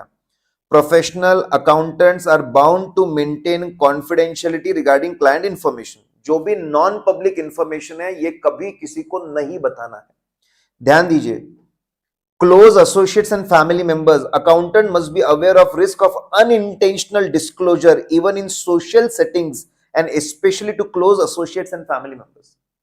अपने जो क्लोज, अपने ठीक है, अपने प्रैक्टिस के अंदर अपने प्रोफेशनल कलीग्स है, एसोसिएट्स है, फैमिली मेंबर्स है, जाने अनजाने में भी अनइंटेंशनली बी केयरफुल, उनको कॉन्फिडेंशियल इंफॉर्मेशन मत दो। हो सकता है आपका प्रोफेशनल कलीग कॉम्पिटिटर के साथ में काम करता हो, क्लाइंट के कॉम्पिटिटर के साथ में काम करता हो, धज्जियां उड़ जाएगी आपके क्लाइंट की। आपका क्लाइंट एक नया प्रोडक्ट लाने वाला है, ये गलती से अगर आपने बता दिया अपने एसोसिएट को और फैमिली मेंबर को और उसने जाकर बता दिया कॉम्पिटिटर को, तो आपके क्लाइंट का पूरा प्लान चौपट हो जाएगा, लेने के देने पड़ जाएंगे। कॉन्फिडेंशियलिटी मेंटेन करना, even close association family members. इतना ही नहीं, अपने फर्म के अंदर भी, फर्म के अंदर बहुत सारे लोग होते हैं, बहुत सारी टीम्स होती है, जो टीम काम कर रही है उसको ही कॉन्फिडेंशियल इंफॉर्मेशन के बारे में पता होना चाहिए। दूसरे टीम्स को कॉन्फिडेंशियल इंफॉर्मेशन के बारे में मत बताओ। इंटरनल कॉन्फिडेंशियलिटी मेंटेन करो, don't tell it to others. ठीक है। प्रोस्पेक्टिव कॉन्फिडेंशियलिटी, आपका जो बंदा आपका क्लाइंट बनने वाला है, इस पे एक एक केस आएगा, कसम से बता रहा हूं। जो क्लाइंट आने वाला है, ठीक है, जो प्रोस्पेक्टिव क्लाइंट है, उसको इंप्रेस करने की कोशिश मत करो। इंप्रेस करने के चक्कर में अपने एग्जिस्टिंग क्लाइंट्स या पुराने क्लाइंट की जानकारी मत दो। इंफॉर्मेशन का मिसयूज मत करो। Should not use for personal gain. Shares खरीद लेता हूं, ट्रेडिंग कर लेता हूं, शॉर्ट करता हूं शेयर्स, पर्सनल गेन के लिए यूज करना। उसके शेयर्स खरीद लिए, उस धंधे में इन्वेस्ट कर डाला, उसके बेसिस पे ट्रेडिंग कर दी, उसके बेसिस में कॉन्ट्रैक्ट्स कर दिए। पर्सनल गेन के लिए यूज नहीं करना चाहिए, या फिर किसी थर्ड पार्टी गेन के लिए भी नहीं। Don't misuse that information. Even if the relationship has ended, अगर सामने वाला आज आपका क्लाइंट नहीं भी है, तो भी आपने उसकी कॉन्फिडेंशियलिटी, ये एग्जाम में आएगा कि आप छोड़ चुके हो। Are you bound by confidentiality? Yes, you are bound by confidentiality. Additionally, accountant should ensure that their staff and advisers respect their duty. उनका जो स्टाफ है और एडवाइजर्स है वो भी इसका करो। तो आपको याद होना चाहिए भाई, कॉन्फिडेंशियलिटी के बारे में बताऊंगा, अपने सबसे क्लोज होते एसोसिएट्स और फैमिली मेंबर्स, उनको भी नहीं बताऊंगा। उसके बाद में दूसरी टीम्स होती फर्म्स में, उनको भी नहीं बताऊंगा। बाहर वाला जो नया क्लाइंट है उसको भी नहीं बताऊंगा। इसको मिसयूज भी नहीं करूंगा और अपने टीम को भी बोलूंगा मिसयूज। देखो, इसको एक सीक्वेंस में याद रखो। मैं आपको याद रखने का तरीका बताऊंगा। सबसे क्लोज, उसके बाद में टीम मेंबर्स, उसके बाद में नया क्लाइंट, उसके बाद में किसी के लिए भी मिसयूज नहीं करना, खुद के लिए या थर्ड पार्टी के लिए। और अपने स्टाफ को भी समझाना कि भैया तू इस बात का ख्याल रखे। मैं बता रहा हूं इसमें केस आना ही आना है। Confidentiality is the most important principle जहां पे केस पूछे जाएंगे, और एग्जैक्टली ऐसे पूछेंगे। नए क्लाइंट को बताया, दूसरे टीम, ये सबसे इंपॉर्टेंट रहेगा। इसके हिसाब से तो दूसरों को भी नहीं बताना चाहिए, अपने ही ऑफिस में जो दूसरे टीम मेंबर्स है उनको भी नहीं बताना चाहिए। जो इस असाइनमेंट में इन्वॉल्व नहीं है उनको मत बताओ, ठीक है। Next is exceptions to confidentiality, extremely important. Confidentiality पूरा बहुत ज्यादा इंपॉर्टेंट है, बहुत ज्यादा इंपॉर्टेंट है पूरा का पूरा, ठीक है। Let's understand guys, let's understand legal requirement. Legal disclosure of confidential information is mandatory when required by law. अगर लॉ आपको बोलता है कि कंपनी के अंदर चलने वाले फ्रॉड के बारे में आप गवर्नमेंट को बताओ कंपनीज एक्ट में, तो आप बिल्कुल लीगल रिक्वायर, अगर लॉ आपको कॉन्फिडेंशियलिटी को तोड़ने के बारे में बोल रहा है, जानकारी किसको देने के बारे में बोल रहा है, तो बिल्कुल आपने इसको ब्रीच करना चाहिए।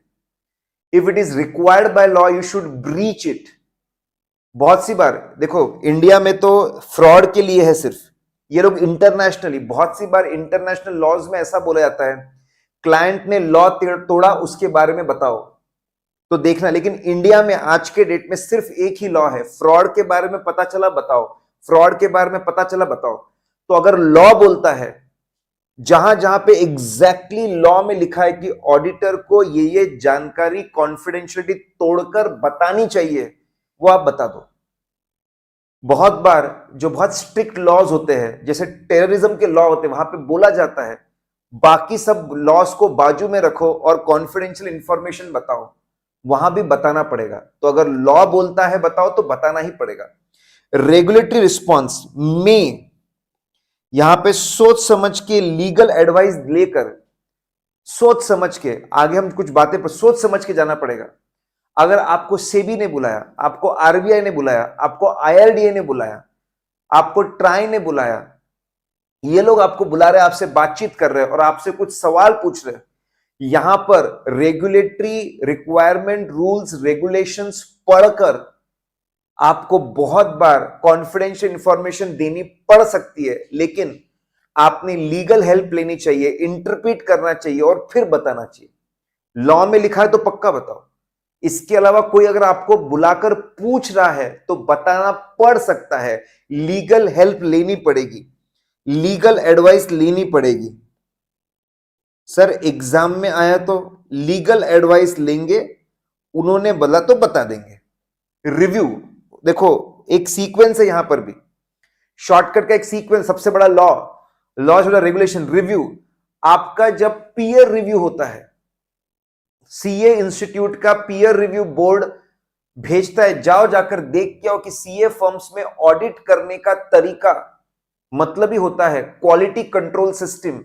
ऑडिट करने का जो प्रोसेस है, मतलब ही है क्वालिटी मेंटेन करने का जो प्रोसेस है, वो बराबर ही देख के आओ। पीयर रिव्यू वाले आएंगे तो उनको तो बातें बतानी ही पड़ेगी, आप काम कैसे करते हो, कौन से असाइनमेंट में कैसे काम किया। ब्रीच अलाउड है। क्वालिटी रिव्यू में, क्वालिटी रिव्यू बोर्ड होता है गवर्नमेंट का, वो रिव्यूअर को भेजता है, वो भी आपको बताना पड़ेगा, अलाउड है, ठीक है। कभी कभी कुछ एथिकल प्रोफेशनल, इंडिया में नहीं है, ये इंटरनेशनली बेस्ड है, कभी कभी प्रोफेशनल स्टैंडर्ड्स खुद बोलते हैं, प्रोफेशनल स्टैंडर्ड्स खुद बोलते हैं। फॉर एग्जाम्पल ऐसे 240 बोलता है, अगर फ्रॉड के बारे में पता चले तो सोचो किस किस को बताना जरूरी है और उसको खुद होकर बताओ। Professional standards, professional obligation standards बोलेंगे तो भी बताना पड़ेगा, ठीक है। Client confidential information can be if permitted by law and authorised by client. सुनिए, अगर क्लाइंट ऑथराइज करता हो तो आपने डेफिनेटली बताना चाहिए, लेकिन एक बार चेक करना चाहिए कोई दूसरा लॉ तो नहीं टूट रहा है। फॉर एग्जाम्पल जैसे क्लाइंट के, पेशेंट की इंफॉर्मेशन कॉन्फिडेंशियल होती है, बैंकिंग में क्लाइंट की इंफॉर्मेशन कॉन्फिडेंशियल होती है।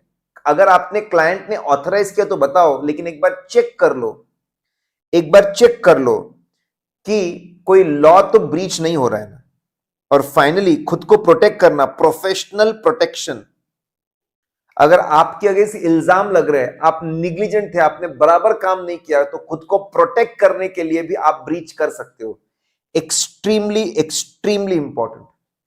लॉ बोलेगा पक्का बताओ, उससे छोटे रेगुलेशन सिचुएशन को देखकर बताओ, उससे छोटा रिव्यू पक्का बताओ, उससे छोटे स्टैंडर्ड्स कभी कभी बोलते बताने पक्का बताओ, उससे छोटा क्लाइंट का ऑथराइजेशन है बताओ। शर्त है कोई और कॉन्फिडेंशियलिटी वाला लॉ टूटना नहीं चाहिए। और आखिरी में अगर मैं बात करूं, प्रोफेशनल प्रोटेक्शन, खुद को बताने के लिए एक ब्रीच अलाउड है। गाइस, जो हमारे ये फंडामेंटल प्रिंसिपल्स का जो डिस्कशन है मैं बता रहा हूं, ये सेक्शन से आप बहुत सारे केसेस एक्सपेक्ट करिए एग्जाम में, बहुत सारे केसेस, और बहुत सिंपल से है। एक सीक्वेंस में समरी के हर इसके अंदर मैंने कोई सीक्वेंस डाली है, एक सीक्वेंस रखी। अगर आपने वो सीक्वेंस पहचान ली, और मैं बताता रहता हूं उसके, तो आपके याद रखने के एफर्ट्स 10% पे आ जाएंगे। ठीक है? क्या कॉन्फिडेंशियल इंफॉर्मेशन हम लोग डिस्क्लोज कर सकते हैं? कर सकते हैं, लेकिन आपने कुछ बातों का ख्याल रखना चाहिए। Harm, assess potential harm to any party including third parties if the client or employing organization agrees to disclosure। किसी को नुकसान तो नहीं हो रहा है, किसी को नुकसान तो नहीं हो रहा है। क्लाइंट ने तो बोल दिया इंफॉर्मेशन बता दो, लेकिन क्लाइंट ने जो इंफॉर्मेशन बताने के बारे में बोली है, उसके वजह से सप्लायर को बड़ा नुकसान हो सकता है। क्लाइंट ने तो बता दिया पूरा प्रोडक्शन प्रोसेस बता दो, लेकिन जिसने मशीन सप्लाई की है उसके बिजनेस सीक्रेट्स बाहर हो सकते हैं। हमेशा ध्यान दो कि ये इंफॉर्मेशन देने से किसको नुकसान हो सकता है, किस किस को नुकसान हो सकता है, कितना बड़ा नुकसान हो सकता है। Be careful. इंफॉर्मेशन देने से पहले हमेशा सोचना पड़ता है कितना नुकसान होगा, किसको नुकसान होगा, सबसे बड़ी बात है। You should be extremely careful. इसलिए फिर हम बहुत केयरफुल करते हैं डिस्क्लोजर। लिमिटेड लोगों को बताना, कम लोगों को बताना। ठीक है? इस अगर आपको लगता है बहुत सारे लोगों को नुकसान हो सकता है, कम लोगों को बताओ, कोर्ट को बताओ, सील्ड एनवलप में बताओ, क्लोज्ड डोर मीटिंग में बताओ, पब्लिकली मत बताओ, फेसबुक पे जाके पोस्ट मत करो, इंस्टाग्राम पे मत डालो। Extremely important guys. आपने हमेशा देखना चाहिए हार्म, कि भाई साहब कौन से लोगों को हार्म हो रहा है, कितना हार्म हो रहा है। बताने से पहले वेरीफाई, मोस्ट इंपॉर्टेंट चीज, हार्म किसको हो रहा है। फिर बताने से पहले वेरीफाई करो, डॉक्यूमेंट से चेक करो, पूछताछ करो कि जो जानकर तुम बताने जा रहे हो वो सच तो है, रिलायबल तो है, भरोसेमंद तो है। मेथड ऑफ कम्युनिकेशन, जितनी ज्यादा कॉन्फिडेंशियल जानकारी है, लिसन गाइस, ठीक है, जितनी ज्यादा कॉन्फिडेंशियल जानकारी है उतना आपने केयरफुल रहना चाहिए।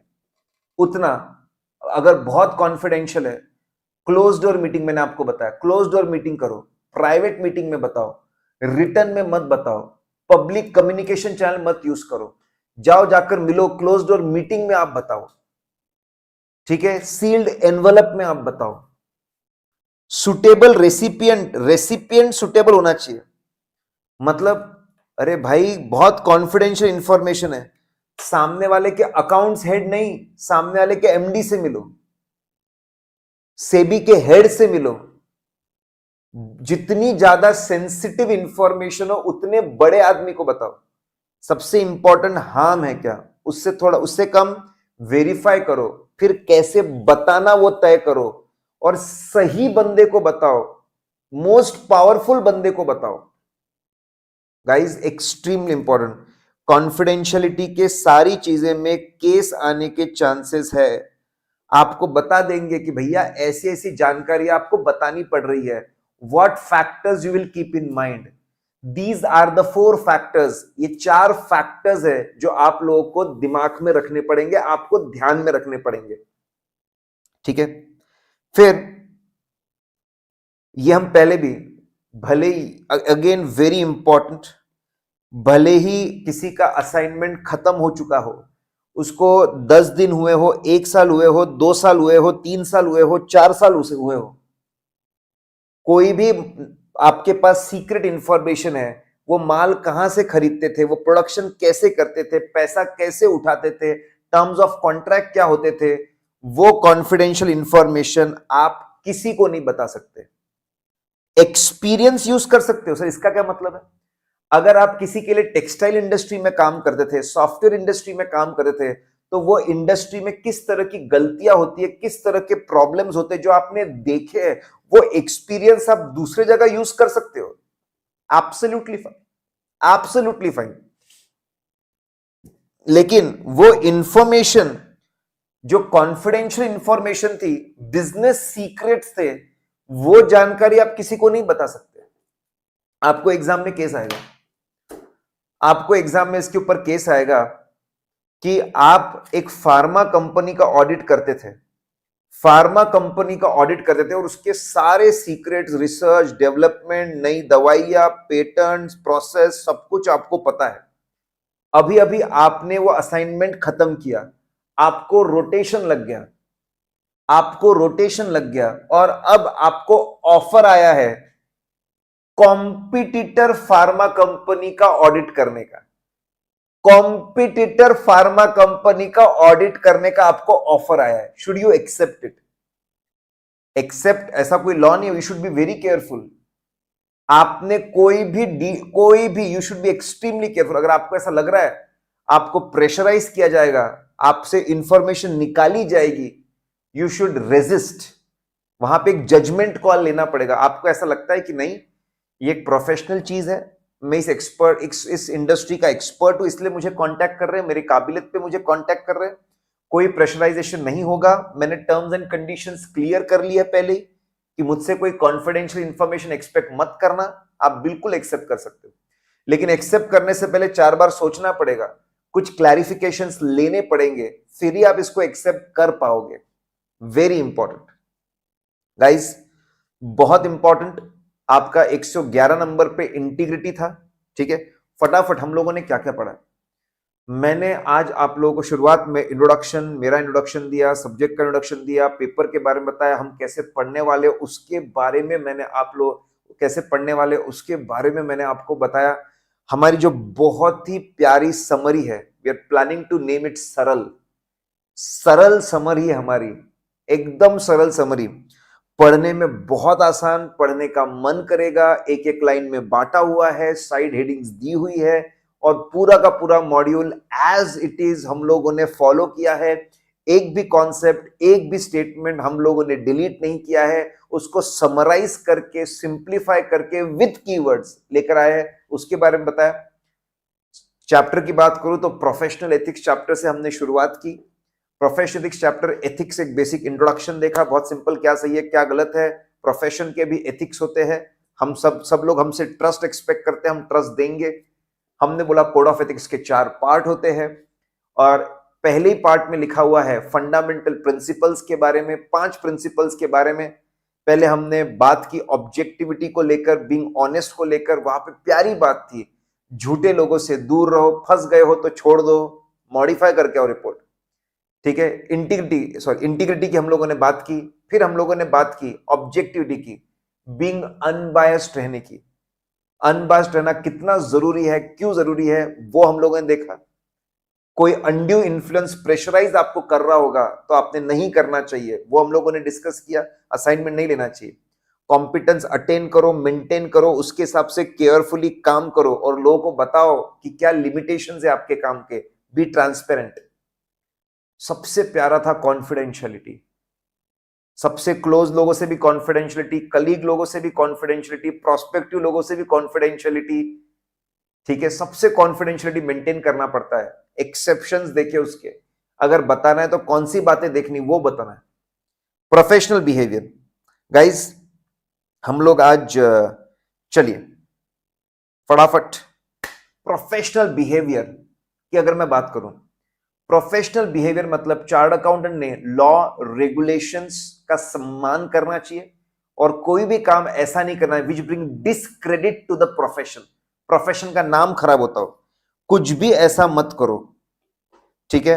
वेरी इंपॉर्टेंट, लॉ रेगुलेशन का सम्मान करना चाहिए, लॉ रेगुलेशन का सम्मान करना चाहिए, कुछ भी ऐसा नहीं करना चाहिए विच डिसक्रेडिट, नाम खराब होता हो। अगर आप ऑडिट कर रहे हो तो कंपनी एक्ट के हिसाब से ऑडिट करो, अगर आप टैक्स का काम कर रहे हो तो टैक्स के, इनकम टैक्स एक्ट के हिसाब से काम करो, जीएसटी का अगर आप काम कर रहे हो तो जीएसटी लॉ के हिसाब से आप काम करो, लॉ का सम्मान करो, और कुछ भी ऐसा मत करो जिससे प्रोफेशन का नाम खराब होता हो, ठीक है। ब्राइब लेकर काम करना, टेररिस्ट लोगों के लिए काम करना, ड्रग्स वाला काम करना, अंडरवर्ल्ड के लिए काम करना, प्लीज ऐसे काम मत करो। Avoid any situation which harm integrity, objectivity and reputation. आपकी ऑनेस्टी, ये ब्राइब लेना ऑनेस्टी के अगेंस्ट जा रहे हो, ऑनेस्टी ऑब्जेक्टिविटी के अगेंस्ट जा रहे हो, ठीक है।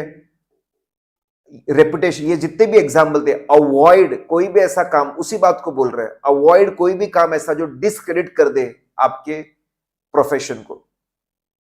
Be careful when you promote, जब आप खुद की बढ़ाई करते हो, जब आप खुद की वाहवाही करते हो, आप जब खुद की बढ़ाई करते हो, कोई काम जब आप सॉलिसिट करते हो क्लाइंट को, क्लाइंट आपके पास में आया है, आप उससे बातचीत करते करते उसको कन्विंस करने की कोशिश करते हो, don't make exaggerated claims, be truthful, be truthful, don't make exaggerated claim about your services, about your experience, qualification, benefits of your services, please मत करो, ना खुद के बारे में ना खुद के सर्विसेज के बारे में।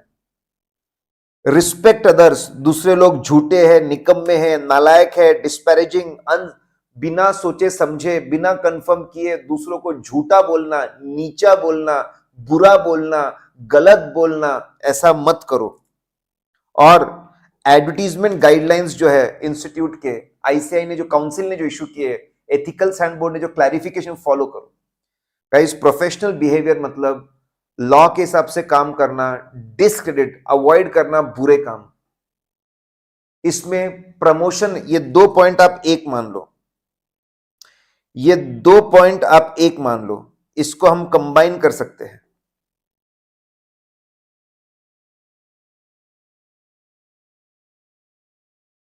इसको आप कंबाइन कर सकते हैं। प्रमोशन करते हो झूठ मत बोलिए, दूसरों को नीचा मत दिखाइए, गाइडलाइंस जो बनाई है उसको आप पूरा फॉलो करिए, प्लीज फॉलो इट, ठीक है। Now conflict, very important. देखो, एक चार्ट अकाउंटेंट को पांचों के पांचों फंडामेंटल प्रिंसिपल्स को फॉलो करना जरूरी है। He has to follow all the fundamental principles, that's for sure.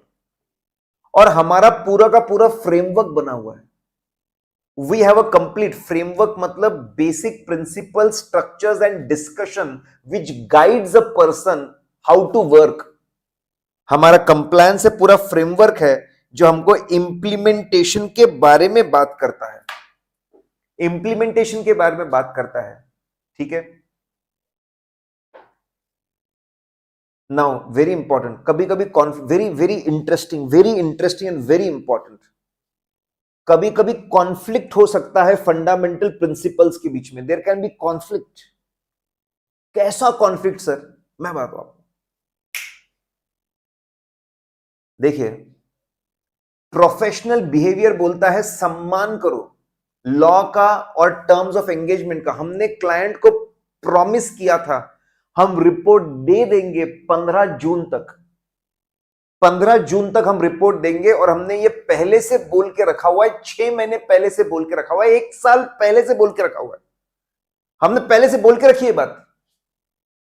और प्रोफेशनल कॉम्पिटेंस वाला बोलता है सोच समझ के, केयरफुली, बहुत ज्यादा केयरफुली काम करो, क्वालिटी काम करो, आपका ओपिनियन क्वालिटी ओपिनियन होना चाहिए। दोनों के बीच में कॉन्फ्लिक्ट है। प्रोफेशनल बिहेवियर, अग्रीमेंट का सम्मान करूं कि चेकिंग अच्छे से करूं, अग्रीमेंट का सम्मान करूं कि चेकिंग अच्छे से करूं, कभी कभी प्रिंसिपल्स आपस में भिड़ जाते हैं। ऐसे केस में सोच समझ के आपको डिस्कशन करके डिसीजन लेना पड़ेगा और उसको डॉक्यूमेंट करना पड़ेगा। जैसे फॉर यहां पे जो कॉन्फ्लिक्ट था, यहां पे तो कॉमन सेंस है, कॉमन सेंस है, सबसे ज्यादा इंपॉर्टेंट है। क्या इंपॉर्टेंट है? सबसे ज्यादा इंपॉर्टेंट है क्या? कि भाई क्वालिटी काम होना चाहिए। टाइम लगता है तो लगने दो, it's okay to give time. Time लगता है तो लगने दो, इट्स ओके, दो टाइम। फिर आपको बताता हूं, confidentiality and integrity. Confidentiality and integrity, integrity बोलता है कुछ गलत हो रहा है तो बोलो, ऑनेस्टी से बोलो, उसके बारे में बताओ कि कुछ गलत हो रहा है। कॉन्फिडेंशियलिटी बोलता है कि इंफॉर्मेशन को बचा के रखो, मत बताओ। वापस दोनों कॉन्फ्लिक्ट में आ जाते। बहुत सी बार professional behaviour and professional competence conflict में आते हैं। कॉन्फिडेंशियलिटी और इंटीग्रिटी कॉन्फ्लिक्ट में आते हैं, दे कम इन कॉन्फ्लिक्ट। अगर ये कॉन्फ्लिक्ट हो रहा है, आपको केयरफुली एनालाइज करना पड़ेगा कौन सा प्रॉब्लम बड़ा है, किसके साइड इफेक्ट्स बड़े हैं। आपको उस चीज को पहले प्रोटेक्ट करना पड़ेगा, आपको दूसरे से कॉम्प्रोमाइज करना पड़ेगा। You have to compromise with the other thing. ठीक है, तो if conflict arises between fundamental principles should consult with relevant party. Consult करना पड़ेगा, बातचीत करनी पड़ेगी, डिस्कशंस करने पड़े, including those within the firms, TCWG, the institute, the legal counsel. सबसे बड़ा इंस्टीट्यूट है, उनसे बात करो। उनसे बड़ा लीगल काउंसिल है, उनसे बात करो। देखो, ये पूरे फंडामेंटल प्रिंसिपल्स अगर क्लाइंट के पार्टनर्स अगर हमारे पार्टनर्स है, उनसे बात करो। देखो, ये फंडामेंटल प्रिंसिपल्स दोनों के लिए है। फंडामेंटल प्रिंसिपल्स आपके दोनों के लिए है। जो लोग प्रैक्टिस कर रहे हैं उनके लिए भी है, जो प्रैक्टिस कर रहे हैं उनके लिए भी है, और जो लोग जॉब कर रहे हैं उनके लिए भी है। दोनों के पॉइंट ऑफ व्यू से लिखी हुई है बातें। जो भी आपने जो भी इशू था, डिस्कशन था, रैशनल था, लॉजिक था, डिसीजन था, वो सब डॉक्यूमेंट करना पड़ेगा। ठीक है, लेकिन आपने सिर्फ डॉक्यूमेंट कर दिया तो बिना सोचे समझे काम करो, ऐसा नहीं है। आपको, ठीक है, प्रोफेशनल जजमेंट लगाकर, पूरे प्रोफेशनल जजमेंट मतलब आपका पूरा नॉलेज, आपका एक्सपीरियंस, प्रेजेंट सर्कमस्टांसेस, इन सबको ध्यान में रख के सॉल्व करना पड़ेगा। ठीक है, अगर आप नहीं कर पा रहे कॉन्फ्लिक्ट को सॉल्व, तो डिसएसोशिएट भी आप कर सकते हो। डिसएसोशिएट छोड़ दो, क्या है, आप नहीं कर पा रहे, कोई एक चीज नहीं कर पा रहे, छोड़ना पड़ सकता है, अनलेस प्रोहिबिटेड बाय लॉ। देखो, बहुत सिंपल है। कंप्लायंस तो मैंडेटरी है, सारे पूरा प्रिंसिपल, पूरा फ्रेमवर्क फॉलो करना है, लेकिन कभी कभी कॉन्फ्लिक्ट आता है। मैं बता रहा हूं, इस पे केस आएगा आपको, और आपको बहुत ध्यान से आपको दोनों साइड से बात बोलनी पड़ेगी कि ऐसा भी है, ऐसा भी है। अब ज्यादा निगेटिव बातें कौन सी है, उसको ध्यान में रख के, कंसल्टेशन करके, लॉ सबसे बातचीत करके, फिर आपको डिसीजन लेना पड़ेगा। ठीक है, चलिए गाइस, बहुत ही प्यारा हम लोग आगे बढ़ रहे हैं, बड़ा ही प्यारा। गाइस, अभी तक हम लोगों ने बड़ा प्यारा प्रोफेशनल एथिक्स में, ठीक है, इंट्रोडक्शन देखा, कोड ऑफ एथिक्स देखे, 5 उसके फंडामेंटल प्रिंसिपल्स देखे, जिसमें बहुत सारे केसेस बनते हैं। इंटीग्रिटी, ऑब्जेक्टिविटी, कॉम्पिटेंस, कॉन्फिडेंशियलिटी, और आखिरी में प्रोफेशनल बिहेवियर। और जब इनके बीच में कॉन्फ्लिक्ट होता है तो कैसे इससे बचना। बार बार आप ऑडियो रिवीजन सुनोगे, बार बार ऑडियो रिवीजन सुनोगे, तो आपके दिमाग में एब्सोल्यूट क्लैरिटी रहेगी। ठीक है, नाउ आप प्रैक्टिकल लाइफ में जब काम करने जाओगे तो ऐसे सर्कमस्टांसेस, सिचुएशंस, कंडीशंस आएंगे जो आपके ऊपर प्रेशर डालेंगे to compromise with the fundamental principles. आपके ऊपर प्रेशर आएगा, इंटीग्रिटी के साथ कॉम्प्रोमाइज करो, ऑब्जेक्टिविटी के साथ कॉम्प्रोमाइज करो, कॉम्पिटेंस के साथ कॉम्प्रोमाइज करो, कॉन्फिडेंशियलिटी के साथ कॉम्प्रोमाइज करो, प्रोफेशनल बिहेवियर के साथ में कॉम्प्रोमाइज करो। ऐसी चीजें आपके सामने आती जाएगी। इस चीजों को हम थ्रेड बोलते हैं। काम करते वक्त आपको,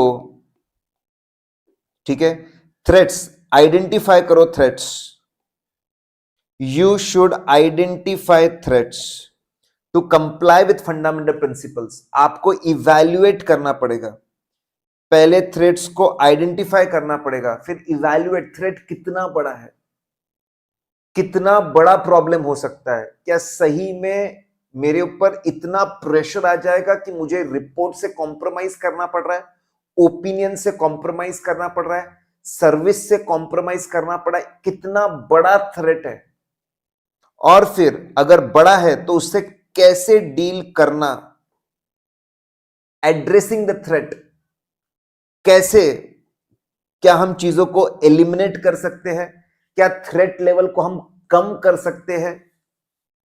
ठीक है, बहुत ही सिंपल सा, identify the threat, evaluate the threat and address the threat. Identify करो, इवैल्यूएट करो और एड्रेस करो, सिंपल सा है भाई। ये तो बचपन से पढ़ रहे थ्रेट्स। साफी शॉर्टकट है, साफी एक दवाई होती है जो प्यूरिफाई करती है ब्लड को। साफी, साफी पियो थ्रेड्स को दूर करने के लिए, साफी पियो थ्रेड्स को दूर करने के लिए। वाह क्या शॉर्टकट है, साफी पियो। ठीक है, ध्यान दीजिए, सेल्फ इंटरेस्ट थ्रेट। बहुत सी बार चार्ट अकाउंटेंट का personal financial interest, personal benefit client से और सिचुएशन से जुड़ा होता है, जिसकी वजह से उसके ऊपर प्रेशर आता है कि वो गलत रिपोर्ट दे, गलत काम करे। हम सबके एग्जाम्पल देखेंगे तो बहुत सी बार चार्ट अकाउंटेंट के पर फाइनेंशियल इंटरेस्ट मतलब फाइनेंशियल बेनिफिट्स, पर्सनल बेनिफिट्स, उसका करियर, उसका फ्यूचर, ठीक है, ये सारी चीजें जुड़ी होती है, जिससे उसके ऊपर प्रेशर आता है गलत काम करने का। ऐसे सिचुएशन को हम लोग बोलते हैं सेल्फ इंटरेस्ट थ्रेट। इसको हम बोलते हैं सेल्फ इंटरेस्ट थ्रेट। फिर सेल्फ रिव्यू थ्रेट।